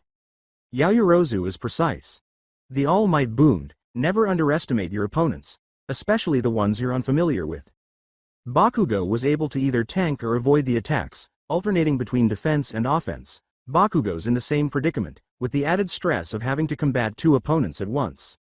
Yet he remains cool under pressure and keeps his opponents at as much of a distance as he can manage while evading their attacks. Especially someone who can counter your quirk quite easily. Hermit was observing as Izumi used a wide range of spells to try to capture or knock out Bakugo, from summoning water from the foe city's sewer systems to coating the street in electricity after Kirishima was once again launched into the air. "He will win if he lives for 3 more minutes, Mina exclaimed. "Want to wager on his ability to succeed or fail?" Pointing to the screen, where the fighting had ceased and the 3 were once more at a standstill, Uraraka remarked, "I don't think he can." Kirishima gasped and wiped a little blood and perspiration from his cheek, saying, "This guy is crazy. He's definitely giving us a workout." Izumi concurred, "At this rate we won't win." Kirishima shrugged and looked at Izumi. She wasn't nearly as roughed up as he was, but her cloak was tattered, her hat was gone, and her eyes were filled with a burning rage that hadn't been there at the start of the fight. "Well, I'm up for any suggestions. Do you recall our entrance?" Bakugo became tense as the end of her staff slammed into the concrete as she asked. "I get to fly once more?" Kirishima smiled as she asked. "Certainly." Izumi levitated Kirishima, who hardened and yelled, "All right. Let's go." "Bring it, losers." Bakugo growled, pulling the pin on his gauntlet and leveling it. The 2 yelled, "Improvised special move," as Izumi raised her staff and swung it like a bat, sending Kirishima hurtling in Bakugo's direction. Bakugo then let out his most powerful explosion in a fruitless attempt to stop them, but Kirishima simply blasted through it, his fist slamming into Bakugo's stomach. Human cannon. Red gauntlet. Lucky. Hit. Bakugo moaned and wheezed as he fell to the ground, struggling to get his breath out as Kirishima wrapped his capture tape around his arm. All villains captured. Heroes win. Kirishima pumped his fist in the air and exclaimed, "All right," before turning to face Izumi and exclaiming, "Dude, you were super manly out there." Todoroki came limping out of the apartment, giving Izumi a withering glare as he passed, and Izumi laughed as she bumped his fist with her own and said, "We make a great team." As he left, she sneered, "Keep licking your wounds. Guy couldn't even take us seriously the whole fight, but he's the one that's mad?" she said. As he forced himself to stand, Bakugo mumbled, "Asshole's the reason we lost. He swore, said he'd take both of you out on his own. Guess that was a lie." "A big one," Kirishima said with a laugh. Izumi shut him down badly. He turned to Bakugo and said, "You were manly too. I thought you'd break my hardening with one hit, seriously manly." "Anyway," Bakugo muttered, "you two were fortunate this time, but the next time."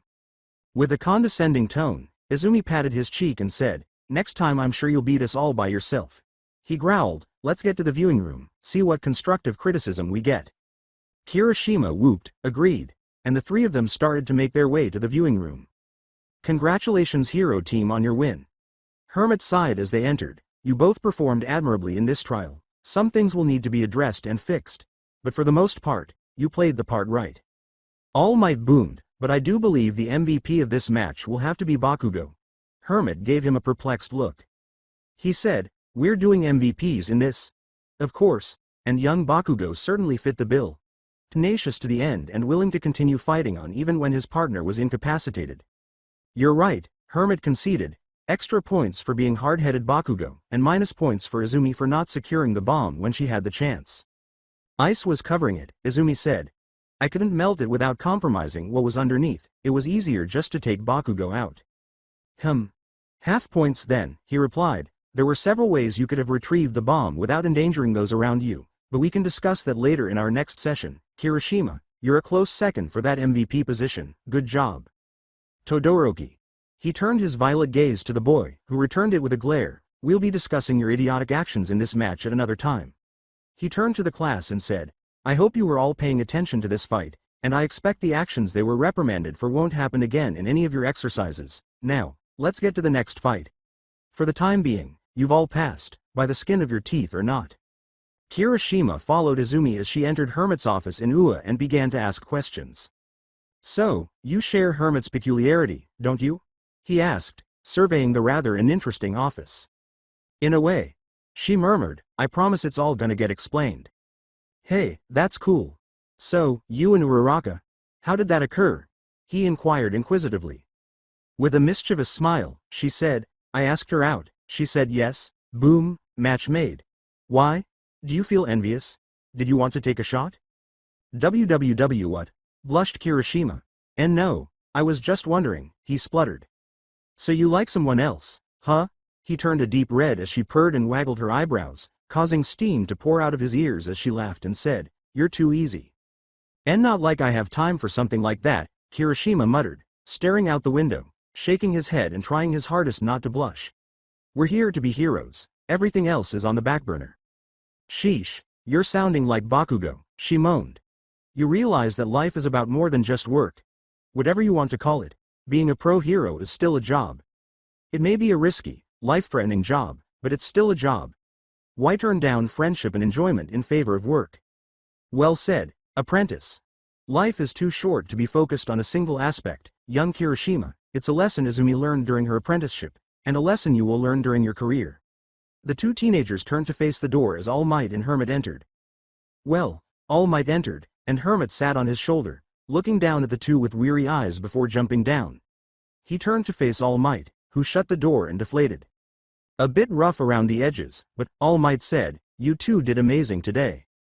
"Passable," Hermit stated. "As I said back there, your choice to go after Bakugo instead of thawing the bomb wasn't the smartest choice, but I digress, we aren't here to talk about your classes." "Indeed," All Might replied, turning to Kirishima, "I told you when I first made you my successor that you would be privy to many secrets that you will have to keep. Today, you will learn one of the bigger ones. I'll maintain the highest confidentiality about whatever it is, with firmness, Kirishima said. Hermit nodded and murmured, you have conviction, good. The secret of magic isn't one to be given lightly. Magic? Asked Kirishima uncertainly.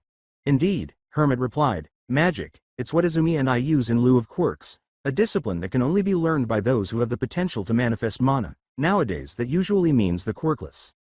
It's a bit of an open secret, governments know of it, as do a few high-level heroes, but the public at large? The average pro-hero? It's nothing but fairy tales, even the government doesn't truly understand what we can do. They believe most of our magic is offensive, they don't know the full scope of our powers. But why hide it? Kirishima responded, quirks are widely accepted nowadays, why hide your full abilities? Think about it Kirishima, Izumi said with a smile, when quirks came out, there was widespread chaos and panic. During the dark days there were wars fought over quirks, budding hero teams and attempts at schools for quirks were tracked down and destroyed with extreme prejudice, and that was just with quirks. You've seen what I can do. What do you think a world government or a private company would do when they found out I could ignore the laws of physics with the wave of my hand? Create gold from thin air? Kill someone with only a word? Magic has been around for centuries, Hermit went on. In the Dark Ages it was known and accepted by everyone, but greedy warlords and empires forced mages into wars and conflict. In the ensuing chaos the world was almost destroyed, so we hid ourselves, to prevent such a thing from happening again. Quirks may have changed everyone's perception of powers, but that doesn't mean we are safe to reveal ourselves. Whoa, this is pretty heavy, Kirishima murmured. So, magic is real. I know you're not lying to me. I don't think anyone here would go so far for a joke, but why tell me? Why not just keep me in the dark? Because there's been times in the past where you'll have to work with mages. All Might replied, believe it or not, there's many magical threats out there that a punch won't defeat. Most are swiftly and quietly dealt with by mages, however, as the future symbol of peace, you will most likely face them. There's been times in the past where we've called All Might in to help with these beings as well. Hermit Siad continued, there are certain demons and magic users who can negate our own magic, and heroes like All Might are perfect for dealing with them. That's why, going forward, you and young Midoriya will train together on specific days after school. All Might took over, saying it would be better to get you two used to fighting together. I'll definitely do it, with a fist pump, Kirishima exclaimed. Madness is demonstrated by extra training. Izumi laughed and said, that didn't take much convincing. She held out her hand and said, glad we can be allies, Kirishima. Kirishima clasped the professional's hand and said, Midoriya, you know it, we played as a fantastic team today, and I would definitely be up for more team-building exercises. How wholesome, Hermit sneered. This went about as planned, so I'll go ahead and let the principal know that we'll be using one of the training grounds to get you two up to snuff on Wednesdays and Fridays. For the time being, get to know one another better because you will likely see each other frequently over the next 3 years. The first session is likely to take place next week. Dismissed. Yes, sir. They all joined in, bowed to Hermit and then departed, speaking softly as they went. As they watched their wards depart, All Might reflected, was definitely less painful than I thought it'd be. Do you believe he's game? You know the kind of missions we've been sent on, Hermit said. Young Kirishima has proven to me that he has the heart of a true hero. All Might stated, he will take anything thrown at him. Good to know, you may want to skedaddle, my next conversation isn't going to be as easy. Are you certain I'm not welcome here? I'm sure, Hermit said with a sigh, giving All Might a shoulder pat. Go be an American flag somewhere else. All Might chuckled and rebuilt his muscles, saying, until next time, my friend. With a boom, he left through the door. Taking out a few grading forms for the class, Hermit popped his neck and sat down at his desk. He completed 4 of them before someone knocked on the door and he said, enter. Shoto Todoroki, now wearing his uniform instead of his hero costume, entered through the open door and said, you wanted to talk to me? He asked the part-time teacher, his expression emotionless. With his elbows resting on the desk and his fingers folded in front of his cloth-covered mouth, he gestured to the available chair and said, let's talk about the exercise today. Todoroki sarcastically declared, I underestimated my opponents, it won't happen again. How did you underestimate your opponents? Hermit thought, that's part of what happened. Todoroki whispered, you were watching, you should know. Hermit stood up, walked around the desk, sat on its edge, crossed his arms, and looked straight at Todoroki. I want to hear it from you. I underestimated their teamwork, as well as Midoriya's powers, I was under the impression she needed her staff to utilize her quirk. Hermit sighed, still not hitting the nail on the head yet. What am I missing, then? Todoroki inquired, his voice starting to show signs of annoyance. Hermit drew lead. It's really pretty easy, but I'm not shocked that you don't think it's a big deal, so I'll get right to the point. Why didn't you use your fire? What? Todoroki inquired bewilderedly. Hermit continued, standing and pacing by the window. Your quirk is half hot, half cold. It's a versatile, overpowered quirk that should have, at the very least, allowed you to run out of time while engaging Midoriya, but instead you used only ice attacks, even though you knew they weren't helping your opponent. I'm curious as to why you won't use your fire, since your partner even asked you to do so in order to clear up a fog that was impairing your vision.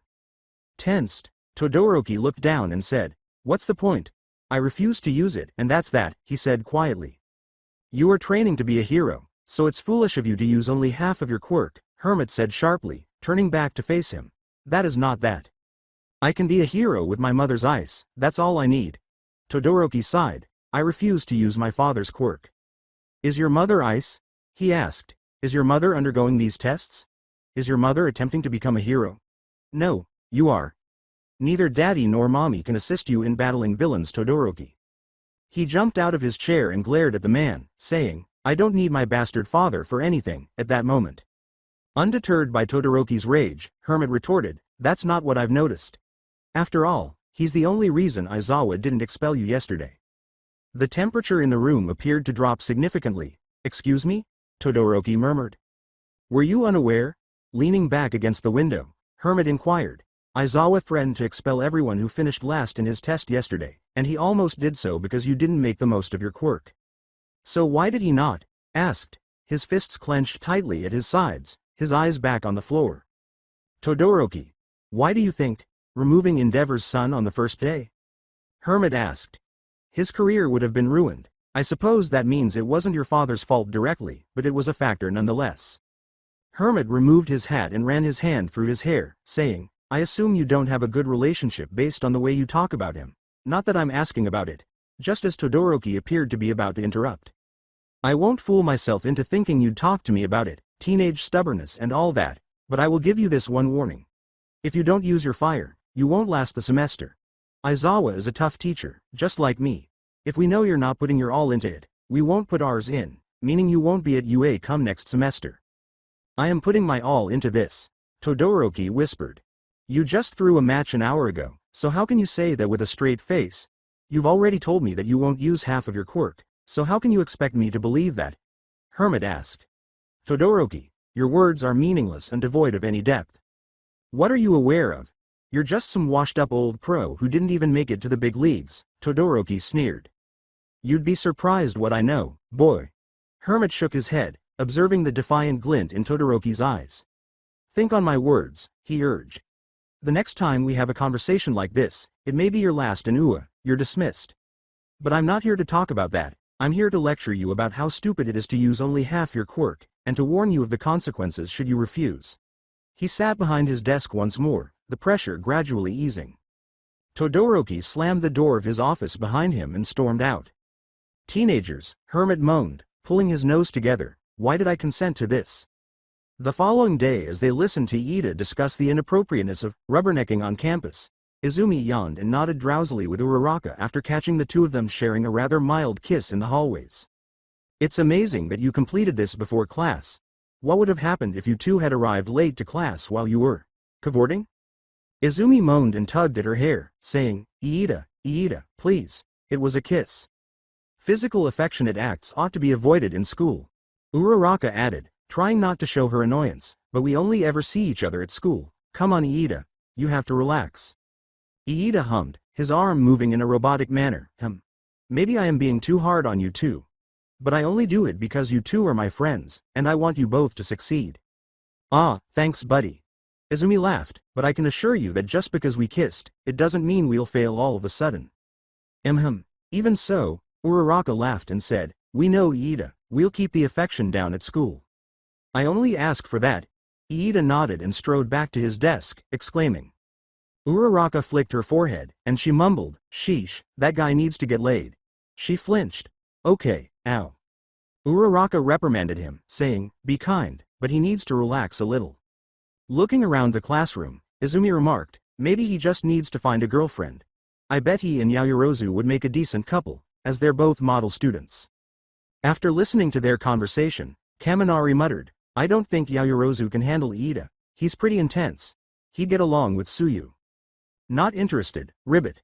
Tsuyu bounded in, seated at her desk, and gazed at them. Not my type. Uraraka chuckled softly and said, we should pair him with Mina if we want him to relax. Thinking of the gregarious and slightly irritable Mina going out with the stiff, rule-following Iida, Izumi covered her mouth and laughed, they've both got spirit. When he entered, Isawa squinted as he observed everyone seated quietly at their desks, as if they weren't engaging in a full-fledged conversation. Everyone to your seats. All right, we'll be going over your matches from yesterday, but before we do that, you all need to choose a class president. Pick me, Mina demanded, and the room erupted in a commotion instantly. Kirishima yelled, no me, I want to be class president. Mineta yelled, I support shorter girls' skirts, and was promptly hurled out of the classroom window. Midoriya, Isawa yelled, glaring at the mage who was idly whistling as she put away her staff. Pretending to be shocked, Izumi rambled, oh look at that, the perv spontaneously jumped out the window. Juru called and said, I vote Midoriya for our class president. Toru held up a hand and said, same. Seconded, Uraraka exclaimed with a laugh and a raised hand. Mina asked Yaomomo, third, Ed.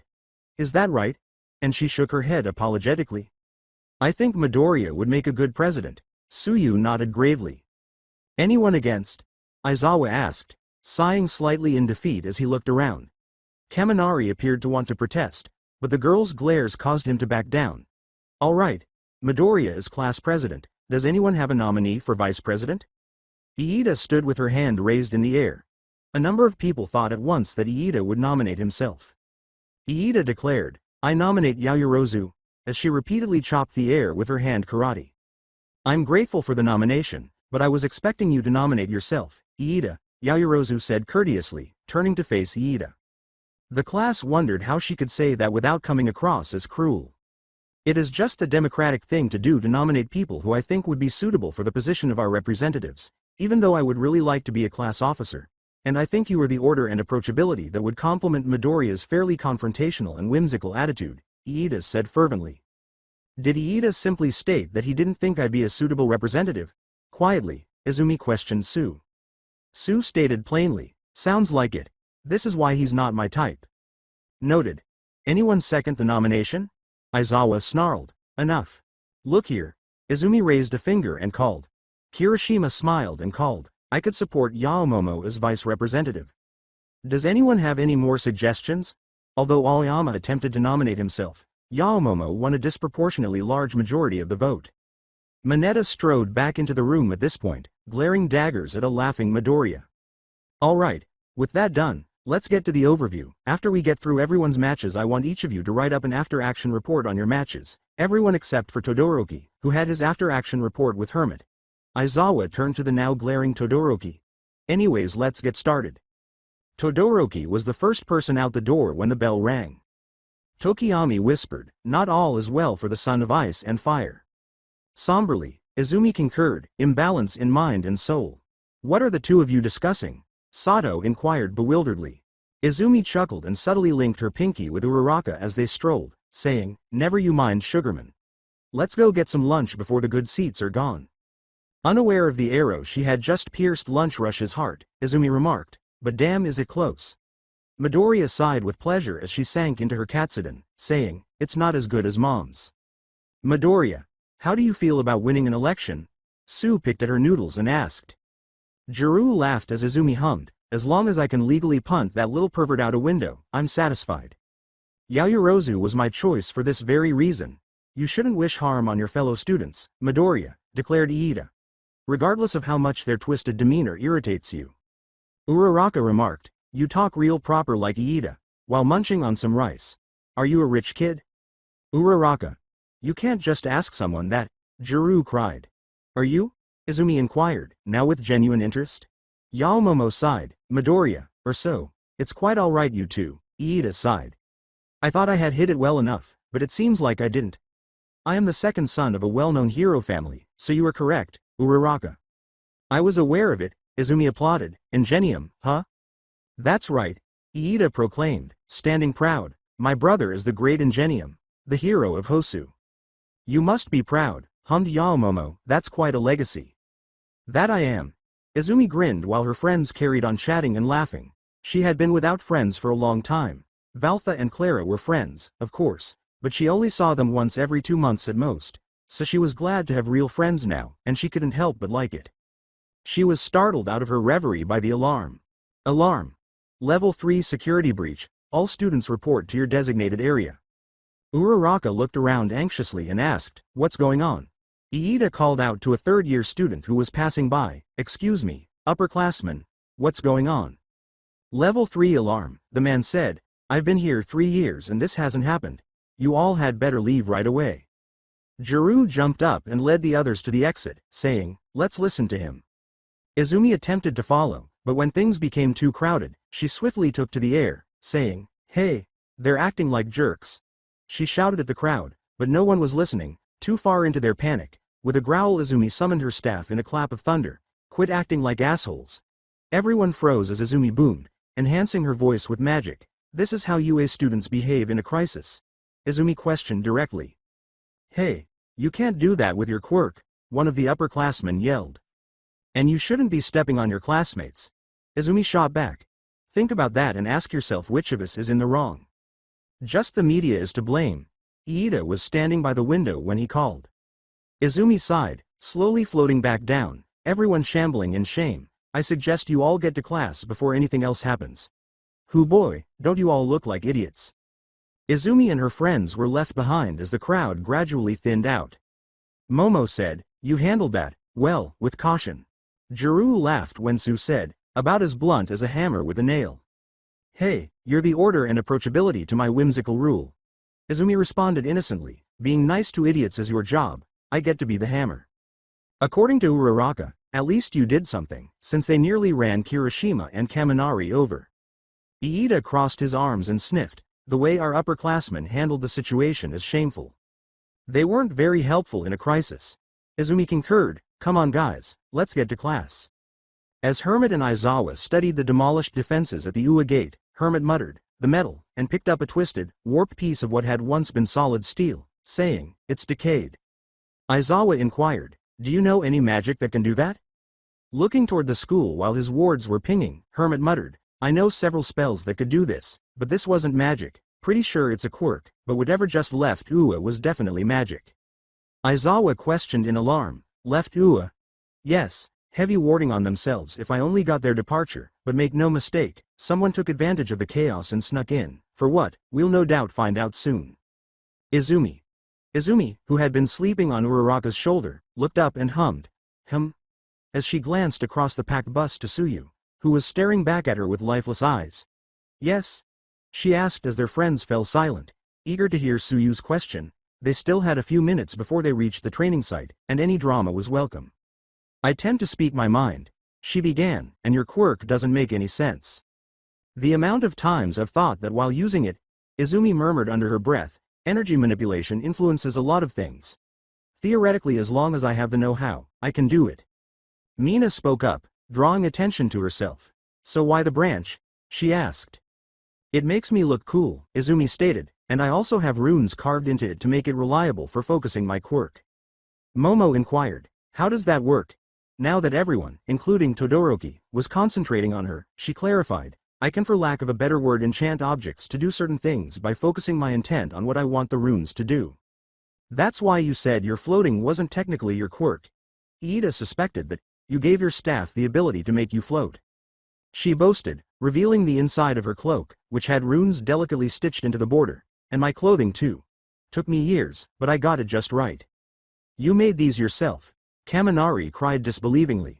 No way.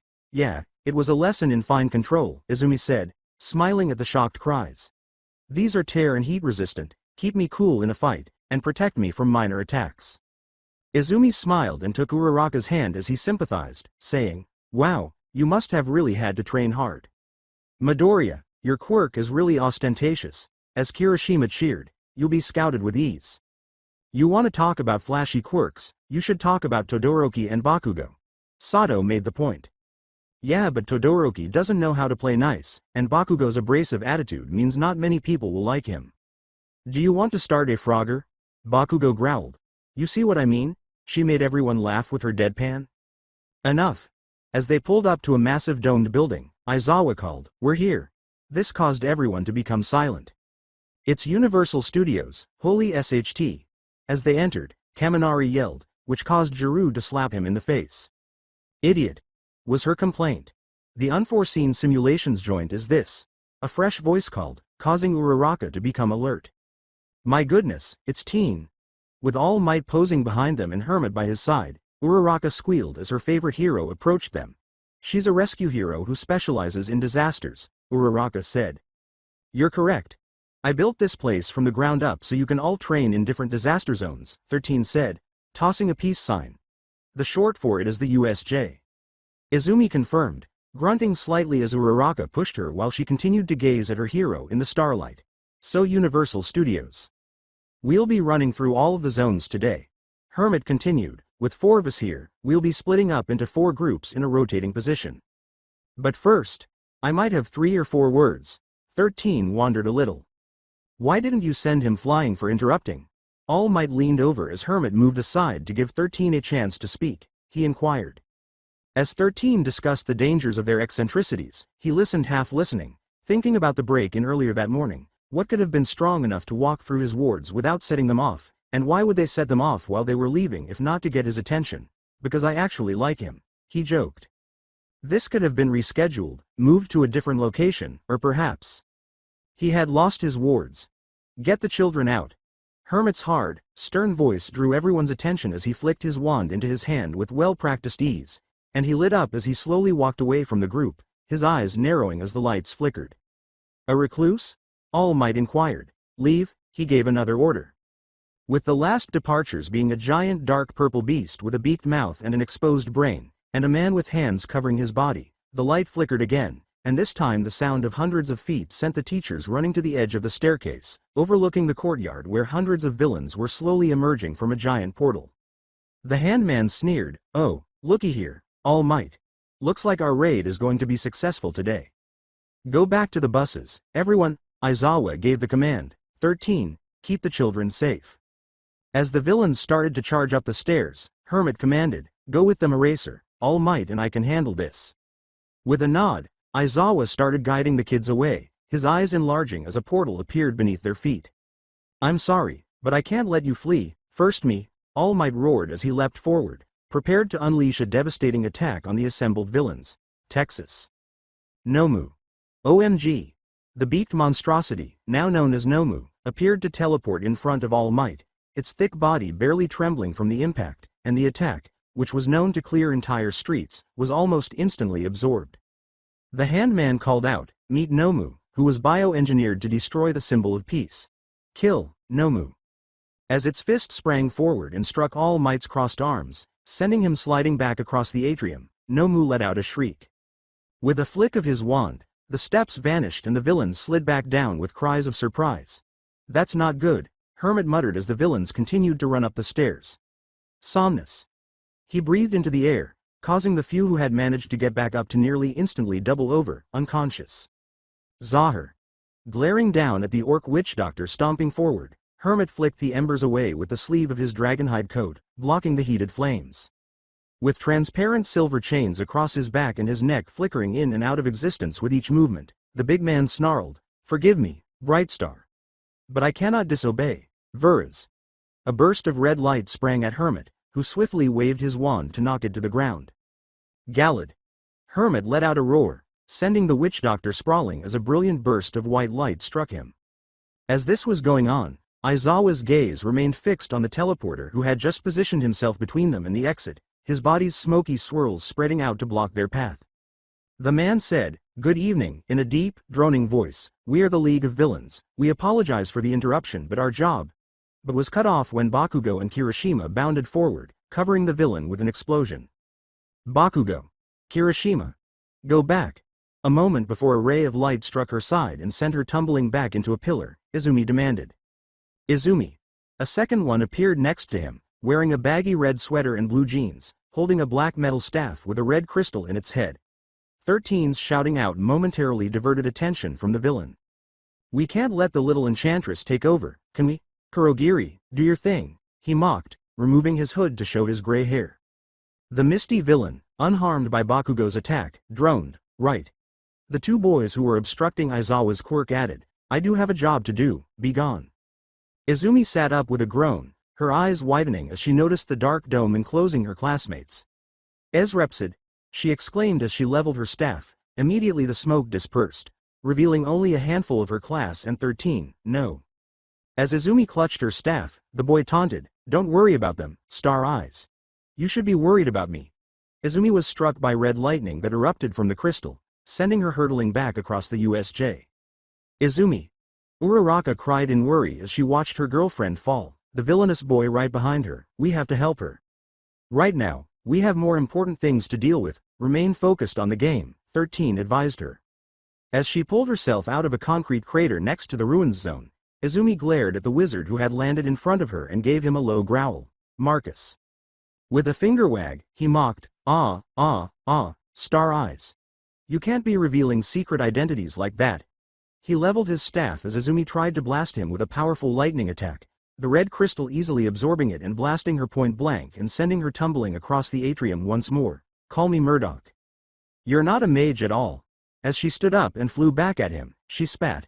The boy idly batted away the blasts of pure magic that streaked towards him. The power that demons can give you is incredible. He cackled. This time black lightning flew from the staff, forcing Izumi to erect a shield around her, grunting as the force of the attack sent spiderwebs throughout the conjuration. You're not top disciple anymore, Star Eyes. This facility is going to be your grave. The red gauntlet, as Kirishima suddenly slammed his fist into the boy's chin and sent him flying back into Bakugo, whose sly smile was only accentuated by the tiny explosions crackling in his palm. Murdoch let out a cry of pain. I know I say this far too much. He drawled, placing his hand on the boy's chest, but fucking die. Thanks you guys. How'd you get here? Izumi collapsed to her knees, breathing heavily as the boy was sent streaking away towards the center by the explosion. She questioned tremblingly. Bakugo grunted, gesturing to the now smoldering ruins. That warp bastard threw us into the ruins. We ran into some villains and torched them, Bakugo said. I thought we would come help when I saw you fighting this jerk. Izumi stood up and sighed, great, we need to get to the doors, because if he's here, there's a chance they warded the exits. Anyway, who was that guy? With a worried glance around, Kirishima asked.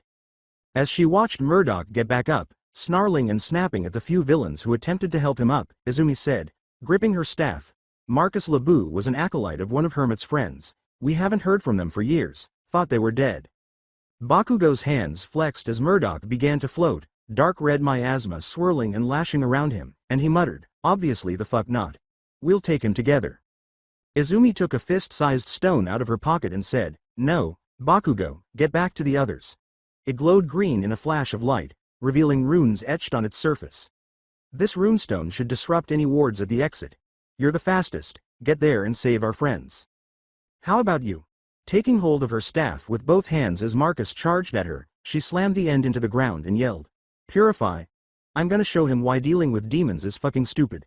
Immediately a blue glow filled the air and Marcus screamed as steam rolled off his body, sending him tumbling across the concrete. Go, she gave the order. After blinking, Bakugo grinned ferociously and said, don't die, Zumi. He laughed and launched himself into the air. Even though his skin was boiling, Marcus forced himself to stand up and spat out, you, bitch, who the fuck do you think you are? With her staff leveled, she hit back, someone who can use holy magic on a shit-stained wannabe demon. Sanctus. Before Marcus could get his feet under him again, Kirishima appeared, red lightning crackling on his fist, and the punch was barely deflected by a red shield of energy that nearly instantly broke, sending both of them skidding back as the pure white beam struck his chest and sent him reeling. I thought I had him, but damn it, 5% is still too much, Kirishima complained, shaking his numb fist. Go help Bakugo. Izumi gave the order. No, this guy doesn't respond to half of your magic. So allow me to assist you, Kirishima countered. Isn't that the main goal of this partnership? After giving him a long look, Izumi smiled and said, okay, let's get him. Murdoch teasingly said, isn't that sweet, you finally have friends. His skin was red and burned on the left side as he tapped his staff into the ground. 3 demons appeared before him, their gnarled horns covered in blood and their beady yellow eyes glaring at the mage and her friend, Star Eyes. One of them hissed, and the other 2 joined, the shadowy smoke surrounding them beginning to increase activity. Let's test your ability to defeat 3 larger shadow demons with your pet. Assassinate them. These guys ain't a joke. Izumi retreated as Kirishima charged forward, sending a demon flying back with a strong uppercut before his whole body hardened to withstand a potent flame attack. Kirishima grunted as he fell back to Izumi's side, staring at his slightly burnt forearm. Grimacing as the demon he punched away seemed to warp back to its friend's side. 5% isn't cutting it. I can't risk going higher, though. Izumi inhaled deeply and concentrated, saying, Vardi un rammer pomneria frikai unheil. She waved her staff over Kirishima, who briefly glowed red before appearing to explode with power. What did you do, exactly? As he pumped one for all through his system, Kirishima muttered in wonder and smiled as red lightning danced across him with hardly any discomfort.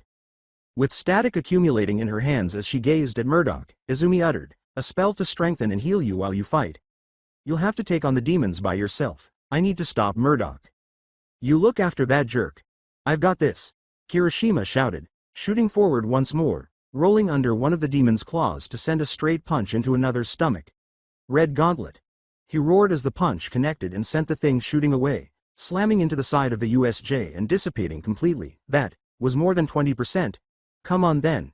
As he attacked the other 2 demons, who were much more ready to trade blows with the strong child, Kirishima yelled. Murdoch met Izumi halfway as she launched herself into the air, and they blasted each other point blank with pure magic, with Izumi mostly absorbed by the red stone. They blasted apart and attacked again, with Murdoch waving his hand through the air this time, saying, Eldravari. He roared, launching flaming flames in Izumi's direction. Aderna. Steam billowed around her as Izumi intoned, summoning water to meet the attack. Conversed. As she popped back up, hands wide, Izumi barrel rolled out of the way of multiple bands of magical energy, each of which sliced deep into the nearby buildings. Gierda. She spit out, sending multiple power beams in the direction of Murdoch, who was holding his staff in front of him. Each blast struck an invisible shield that didn't seem to be giving. Drapa. Murdoch spat in Orcish, sending an acrid yellow streak straight at Izumi. She managed to dodge it by bending backwards and avoiding it with a single hair that burned when it touched her.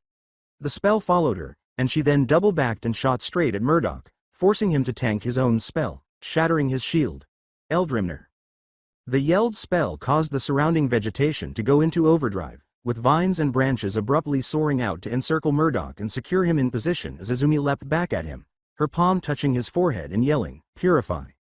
Murdoch screamed as blue engulfed his face once more. The demons that had been called forth screamed in agony below as their skin turned black and smoked, allowing Kirishima to smash both with a strong blow, the remains of their bodies slowly sinking to the ground. Izumi. They've fallen, Kirishima exclaimed. Izumi snarled, fortifying the plants that held Murdoch in place. Malphony. You always neglected your magical combat, Marcus. Do you believe that my power ends here? You have no idea what power is behind me, he growled, gazing up at her with a horn protruding from his left temple and one of his brown eyes turning red. A strong shockwave sent Kirishima flying back into the ruins and sent Izumi tumbling through the air before she could respond. Murdoch laughed when his staff appeared to float up by itself, cutting through the vegetation and landing squarely in his palm. Irreep. He growled, sending a burst of blue magic through the air before Izumi could see it, piercing her shoulder. Izumi. Kirishima yelled, leaping to his feet and hardening instantly as Murdoch smashed the ground beneath him with a blast of pure magic. Marcus sneered, that's my cue, sadly, as his shadow lengthened and started to engulf him. Have fun, Star Eyes. Izumi snarled as the shadow vanished, leaving a scorch mark where her spell had missed, after shooting forward and launching a beam of light magic at it. Damn it. She let out a curse, dropped to her knees, and gripped her injured shoulder. Izumi, are you okay? Kirishima screamed and ran to her. With a trembling hand on the wound and her best efforts to heal it, Izumi said, I'm fine. Something bad is happening. We need to get to the center of the USJ, now. She shivered as an unidentified power passed over her. Go. Iida. Iida ran full sprint towards the doors, forcing them open and attempting to run through, only to be thrown back by an invisible barrier. Unfamiliar writing appeared in the air for a few seconds before vanishing. Uraraka yelled as she threw Kurogiri high into the air, with Siro and Sato working together to send him flying even farther. What on earth was that? From where she was caring for 13, Mina let out a cry. Some kind of invisible barrier. Iida gasped as he scrambled to his feet, carefully reaching out with his hand until he touched a smooth, almost liquid surface. That same writing appearing once more. What is this? Boom. As Bakugo landed directly next to Uraraka, who gave a little squeak, he yelled, "Oi shitheads, you alive?" Uraraka started to say, "Bakugo. Izumi is," but Bakugo interrupted her as he strode ahead while brandishing a glowing green rock. "She sent me this," Bakugo yelled, "but Izumi can take care of herself." Round cheeks. Everyone flinched and tried to cover themselves as Bakugo threw it at the opening, expecting the rock to rebound like Iida did, but instead a flash of green light briefly blinded them. "What is—" They stopped. Iida's eyes widened as the writing he had seen gradually started to fade away until nothing remained. "What was?" he said as his sight returned. "Goggles. What are you waiting for? Hurry!" Bakugo yelled, "We require more help." Iida glanced at Bakugo before turning back to the gate, which appeared to be empty. "Go for it."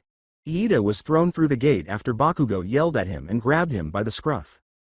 Iida began, gasping, "Wait." When he managed to get through, he cried out, "Max overdrive."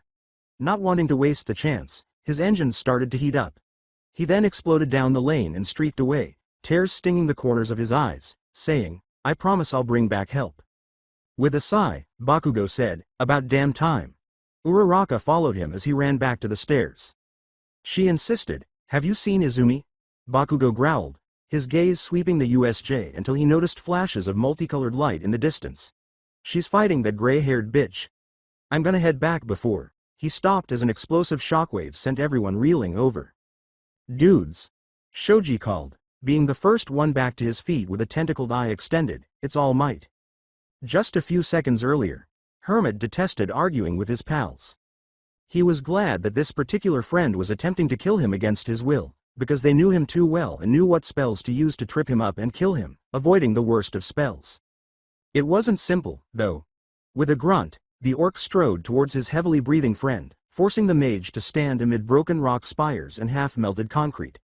"I must admit, Hermit, I've always wondered who'd win in a fight between us. And hopefully when I get those chains off of you, you won't try and kill me afterwards," he rasped, avoiding a look at All Might as he continued to battle the Nomu, his punches failing to stop the creature and their battle beginning to create artificial winds throughout the building. The orc slammed his hands together, causing a burst of purple energy that knocked Hermit onto his back. "Baj ul tak Zahar. Dijak ul foe," he said, laughing bitterly. "Not much can break these chains, Brightstar, and sadly, I am tasked with breaking you." He slammed his palms into the ground and roared. As it had so many times before, the ground appeared to melt around Hermit, turning a vivid orange as the concrete heated up and surged in Hermit's direction. "Iida Vardi!" Hermit thundered, a sphere of water rushing towards him from the nearby fountain. A hissing filled the air as the rock rapidly cooled, filling the air with steam. "Stal Malthany." There was a rumbling as the ground beneath the orc splintered and cracked, letting long rebar tendrils emerge and encircle him, securing him firmly. Hermit stepped around the half-shell of concrete that was wrapped around his weary body as the steam dissipated, and he approached his struggling comrade enemy cautiously. "Easy now, Mock," Hermit said, flinching at every explosive punch from All Might and the Nomu. "I don't want to hurt you." "I don't, Brightstar, either, but I'm stuck." His body started to glow again. "Loga a Inras." The rebar coils abruptly straightened and began firing at him before Hermit could react. He managed to deflect a few of them, but two of the sharpened pieces of metal pierced his shoulder and side, causing him to stagger backwards as blood spattered the floor. He attempted to raise his arm but instead fell to the ground, his wand clattering on the now cold floor. With an ominous red glow enveloping the area, Mock sadly said, "Forgive me, my friend." He approached the fallen man, holding out his hand and calling forth his own staff, the white bone clattering from the additional trinkets around its head. Hermit, All Might roared and lunged for his friend, but Nomu stopped him. "Don't bother, All Might. Time for the vagrant to die," Shigaraki chuckled. "I do this, against my will," the orc muttered, lifting his staff high into the air, "and I pray that Grumsh forgives." With both hands slamming into Mock's chest, Hermit abruptly lunged forward and whispered, "He will." "Losna." Mock roared in agony as the chains around him broke as he crashed into the stairs, while Hermit stumbled to a stop by the fountain, motionless. Hermit shouted, he said, a pure white energy building up in his hands before exploding, sending both flying back. Hermit. As he ran to his friend and held him in his arms, All Might cried delivered an overpowered punch that sent Nomu skidding back. Don't let your guard down, Toshinori, Hermit exhaled, tossing his head back as he passed out. All Might screamed, no, no, and slammed his fist into the ground, breaking it and everything within a few meters of him. Nomu, kill. Oh, how the powerful have fallen. When the Nomu finally delivered a clean punch, All Might screamed in agony and crashed into the side of the USJ. Your enemies will be slain, your pupils will be massacred, and we will prove to the world that the peace symbol is a hoax. Your end is near, All Might. The Nomu roared, and Shigaraki cackled. Do you really believe that a hit like that would disqualify me?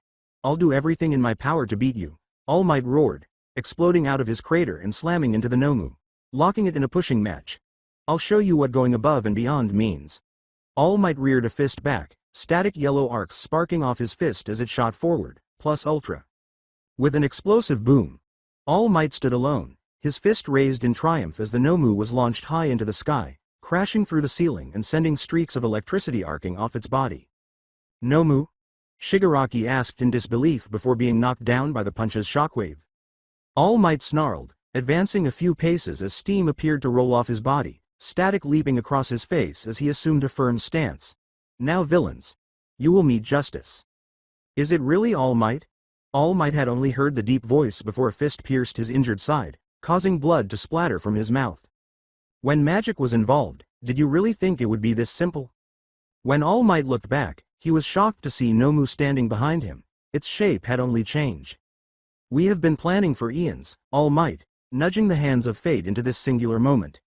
Its dead eyes are becoming more focused and turning black as the wounds it sustained heal, and spiky bones are now sticking out of its back as flames start to lick its outline. All Might fell to his knees as he covered the wound after the fist was sucked from his body with a squelch. Nomu sneered in a patronizing pomp, this body is only temporary, this form, but fleeting. But it will serve well for my declaration of war. Morgoth? All Might exclaimed, coughing up blood, you're a demon. Morgoth wishes he had the power I did. Nomu sneered, grabbing All Might by the throat and looking him in the eyes. I am Asmodus, and I am here to proclaim the rise of hell. Nomu's deep-bellied laugh filled the USJ. If I had been able to possess it sooner, maybe it would be permanent, but the damage done by All Might is extensive. I suggest you retreat, Asmodus said, hurling All Might across the atrium. He sniffed contemptuously as he looked at Shigaraki, who was trembling with excitement. But you've mortally wounded him. We could finish him off, he began, but Asmodus abruptly raised his hand, revealing a bubble shield that encased them both. A series of strong magical blasts erupted in the air, crashing into the shield and scattering around it, followed immediately by multiple lightning strikes. As Izumi landed next to All Might, he remarked, there is another, more dangerous than All Might. Izumi let out a sorrowful sigh as All Might struggled to stand up. Otoshi, he said. He tried to smile while blood trickled down his chin and he said, it's only a flesh wound, young Midoriya. Don't strain yourself, she warned, making him lie down while she took out 3 runestones. These are for healing. Try not to move. She gave him a gentle order as she positioned the runestones around his body. They lit up green, and All Might gasped as he felt his wounds slowly start to close. You stay here, All Might. I'm gonna go deal with this, demon. Her voice abruptly turned cold as she straightened up, glaring at the mutated Nomu, which made a mocking bow.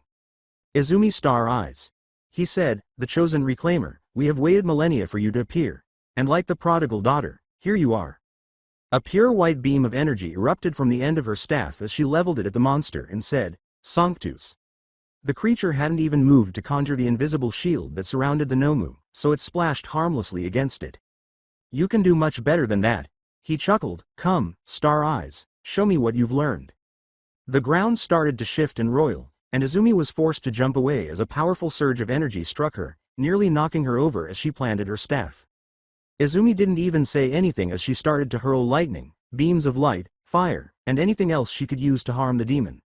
There's that spark, he roared, his hand rising, a magical circle appearing before him, pitch black with a glowing red tinge, devastation. The ground around the demon was pitted and shattered as they landed with the force of an artillery barrage. The world turned white. A bright flash illuminated the USJ, forcing Uraraka to cover her eyes. "What was that?" she cried, and others followed suit. They were all bowled over by a strong blast a moment later. As he pushed himself back to his feet, Shoji mumbled, "That power was incredible." Oh no, eyes stretching again to see what had happened. With her eyes widening at the terrible devastation the monster had just caused to the enormous facility, Uraraka sprang back onto her feet and ran to the edge of the stairs, demanding to know what happened. The fire and monsoon zone domes had vanished, and fierce fire and deluges of rain were fighting side by side. The mountain zone had completely collapsed, looking more like a collection of rocks than a mountain. The water rescue zone had overflowed, its water slide a twisted piece of metal bobbling on the rough waves. And as she lowered her staff and the flickering shield that had shielded her and All Might, a perfect ring of destruction surrounded them. Izumi stood on wobbly legs in the center of the fractured atrium, blood slowly trickling out of her nose. "Izumi," Uraraka muttered concerningly. Pain. Her hands were blistered from the heat radiating from her staff, her entire body ached, and the mental strain of suppressing that much destructive magic was starting to cause a splitting headache at the back of her head. Still unable to stand, All Might pleaded, "Young Midoriya, please, run," but unwilling to watch one of his pupils perish while standing up for him. "Why? I have him on the ropes," she exclaimed, blotting her mouth of blood. "I was right, this body is weak. I admit, this is not my specialty, but I expected much more damage. What do you say, Star Eyes? Shall I try again?" Izumi growled low in her throat as Asmodus examined his hand. As she lifted her injured hands, she sneered, "That wouldn't be fair," her eyes glowing. "After all, it's my turn." She snapped her fingers, and her staves materialized all around Asmodus. "Your attack allowed me to put these in place. 7-layered magic circle. Sacred song," she exclaimed. Izumi narrowed her eyes as she threw all of her magical energy into the attack, not holding anything back. Before Asmodus could say anything, the beam of pure magical energy slammed into him, and once more, anyone standing was knocked down as the magical surge sent shockwaves throughout the USJ. And Izumi allowed herself to relax as the beam faded away, exposing the flawless hole in the earth where the demon had been standing. Impressive, Star Eyes. Had you but held it a few moments longer, perhaps my vessel would have been damaged enough. Alas, my friends are far better at creation than I gave them credit for, Izumi exclaimed as a spike pierced her stomach and she was lifted into the air, revealing Asmodus behind her with a bony spike sticking out from the middle of his palm. All Might roared, "Izumi, no," as he bounded forward. He wasn't fully healed, and blood was already beginning to seep out of the barely sealed hole in his stomach, but he wouldn't sit back and do nothing any longer. All Might broke the spike and ran back with Izumi in his arms, saying, "Izumi, can you hear me?" Izumi gasped, All Might," as she stared blankly up at the sky through a hole in the roof, blood streaming from her mouth.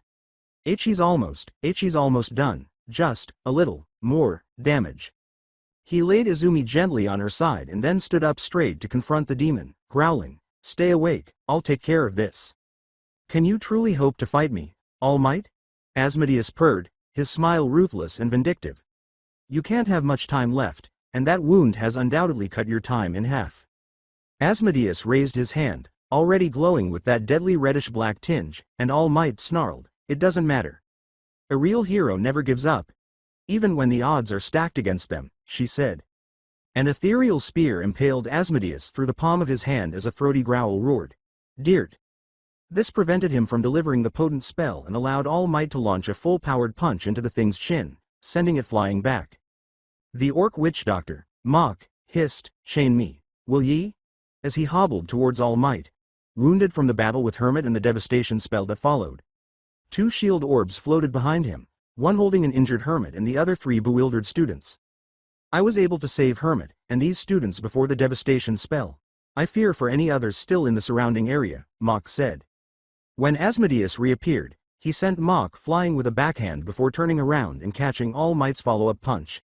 "A fine ruse, but not enough," the demon said, rearing his fist back and slamming it into All Might's chest, sending him sprawling and skipping across the flood zone before plunging into the water with a giant geyser that indicated where he'd hit. "Don't drop your guard yet, witch doctor." The air was filled with a harsh, guttural war cry as the witch doctor returned. His staff swam through the air, delivering heavy blows to Asmodus' arms, legs, and back. Each blow left the monster's body covered in burning lash marks, causing him to scream in agony for the first time since he had taken possession of his vessel. Smoke billowed from the wounds as the witch doctor leapt back. The orc mockingly slammed the end of his staff onto the ground, causing the flaming lash marks to actually catch fire in brilliant golden flames, and declared, "My staff is a holy instrument." Many people covered their ears as the shrieking grew louder, and some people thought it would end, but then the shrieking turned into laughter. Asmodus screamed, "Yes, yes! This is what I've waited countless millennia for." The holy fire raged around him, but he was no longer screaming. Instead, his wounds were gradually healing. Mach cried out in shock and disbelief. Impossible! As Asmodus blasted him with a dark beam of demonic energy, sending him flying through the stairs and causing the shields he had built around Hermit and the students to vanish. Asmodus taunted, "I am a fallen angel, and holy magics don't work as well on me." Heartbeat distortion. A moment before high-velocity shells struck his body, Asmodus let out a roar of agony as a strong sonic attack tore through his body. The broken chains that had once held Mach were now in Kaminari's hands, throbbing with power as he threw one end, wrapping it around the demon's neck as he yelled, "Improvised special move. Stun gun." Kyoka-Jiru was holding nothing back against this monster that had just swatted All Might away like a bothersome fly. "You're not hurting anyone else," she snapped as Momo reloaded the cannon she had made and sent another shell hurtling towards the monster. "Die!" Bakugo screamed, his thumb hooked in the pin of his gauntlet, and he pulled the pin, blasting Asmodus back into the waiting Kirishima, his stiff arm crackling with red energy. Red body slam. Kirishima roared as he drove the monster into the ground, shattering it and driving him deep into the asphalt. The demon fell to his knees with a pained shriek as an explosion filled the air. Before he could stand again, the sky darkened. "Oh no," he said, as a huge boulder sped toward him, accompanied by Sato and an irate Uraraka. Ciro's tape wrapped around the boulder, showing how she had gotten into the air. "Sugar bomb!" Sato shouted, punching the rock and sending it speeding straight for the demon as Uraraka spat out, "Release." As the two students landed next to Bakugo, who leveled his final gauntlet with a savage smile, the meteor struck with the force of an orbital strike, further driving the demon into the ground. However, he was unable to pull the pin as Asmodus exploded out of the crater he had been left in, his body no longer healing, one eye gone, and his body a mess of lacerations, burn marks, and sickeningly white bones sticking out of blood-stained skin. His damaged hand came forward and grabbed the boy by the head, slamming him into the ground. When Kirishima came rushing in, he kicked out and caught the boy in the chest, sending him flying across the USJ to slam into and through the steel-reinforced plating of the dome. Uraraka took the weight off of Bakugo, but Asmodus picked him up and slammed his ragdolled body into Uraraka, sending them both crashing to the ground. Sato shot forward, fists primed and ready to rain down hellish retribution. Sugar rush. Even as his other fist came forward to slam into Asmodus' cheek, shearing off a piece of the cracked beak and exposing the muscles and sinew of the face, Asmodus raised his other fist and brought it down on the boy's shoulder, breaking it and sending him to the ground. Sato roared, but his attack was cut short when the demon caught his punch. With a twist, he broke the arm, turning his roar into one of pain. He staggered back away from the wounded students and back into the excruciating pain of Jiru's sonic attack after an explosive round slammed into his chest. This time, however, Asmodus started to march slowly in Jiru's direction, one unsteady step after another. "He's approaching." As Momo fired another explosive round, Kaminari yelled and prepared his chain. Asmodus caught one of the rounds and threw it back. The three students were dispersed by the explosion, and Asmodus rushed in before they could gather themselves, covering Jiru's head with his hand while muttering, "Break." Those who were still standing blanched in horror as Jiru let out a blood-curdling scream. A few seconds after the scream was cut off, Asmodus allowed Jiru's unconscious body to thud to the ground. Her eyes were still open, gazing blindly at the roof that had been destroyed while silent tears fell. Kyoka. With his right arm hanging uselessly as he ran forward, Kaminari screamed and tried to tackle the giant, barely managing to get him to back off as he wrapped his arm around its leg. "Child, is that all you have?" Asmodus scoffed. "Not even close," he growled as his entire body lit up and the intensity of a thunderstorm was unleashed. Asmodus screamed again as all of his remaining nerves tensed in agony. He kicked his leg out blindly, and Kaminari flew into the deep waters of the flood zone. His electricity quickly went out.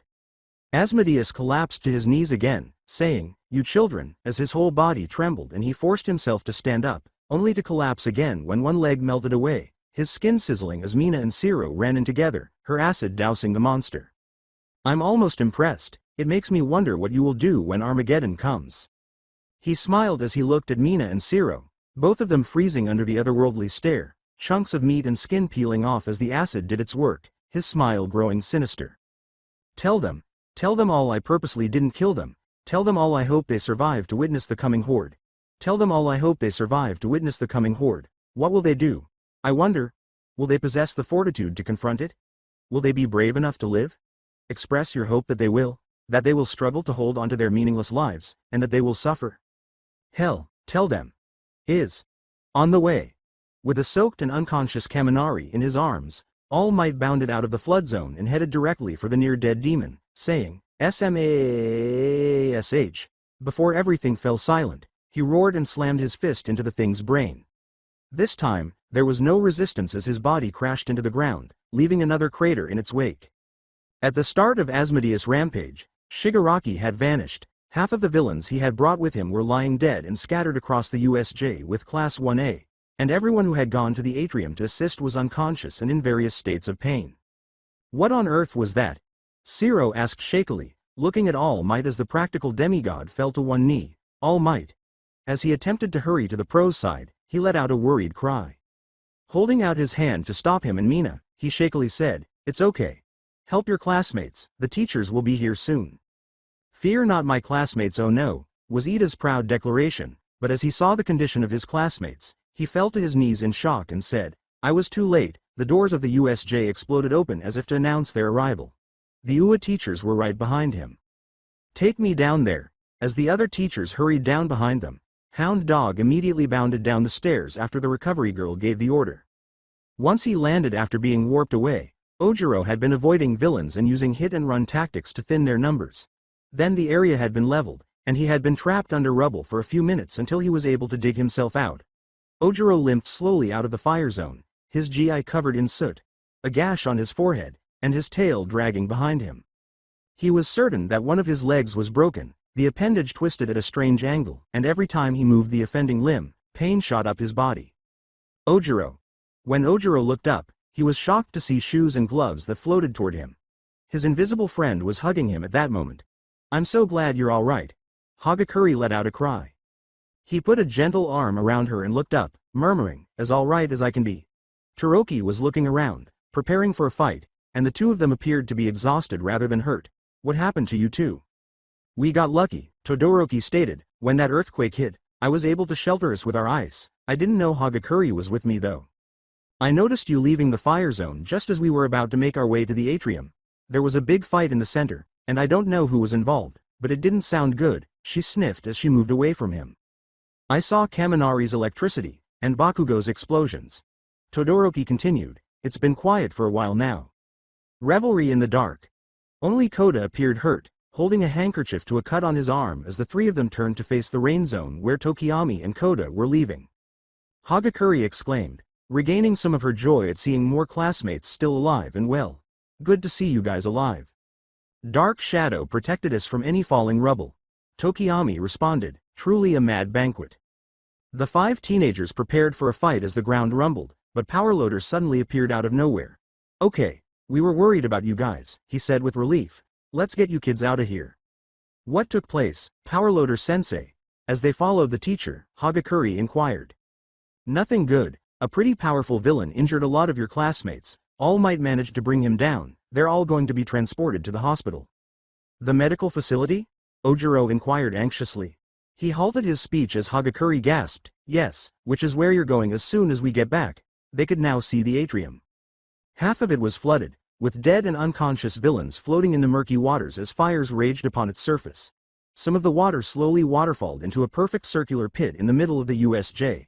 It was scorched black in places, with multiple craters pitting the ground around the destroyed staircases.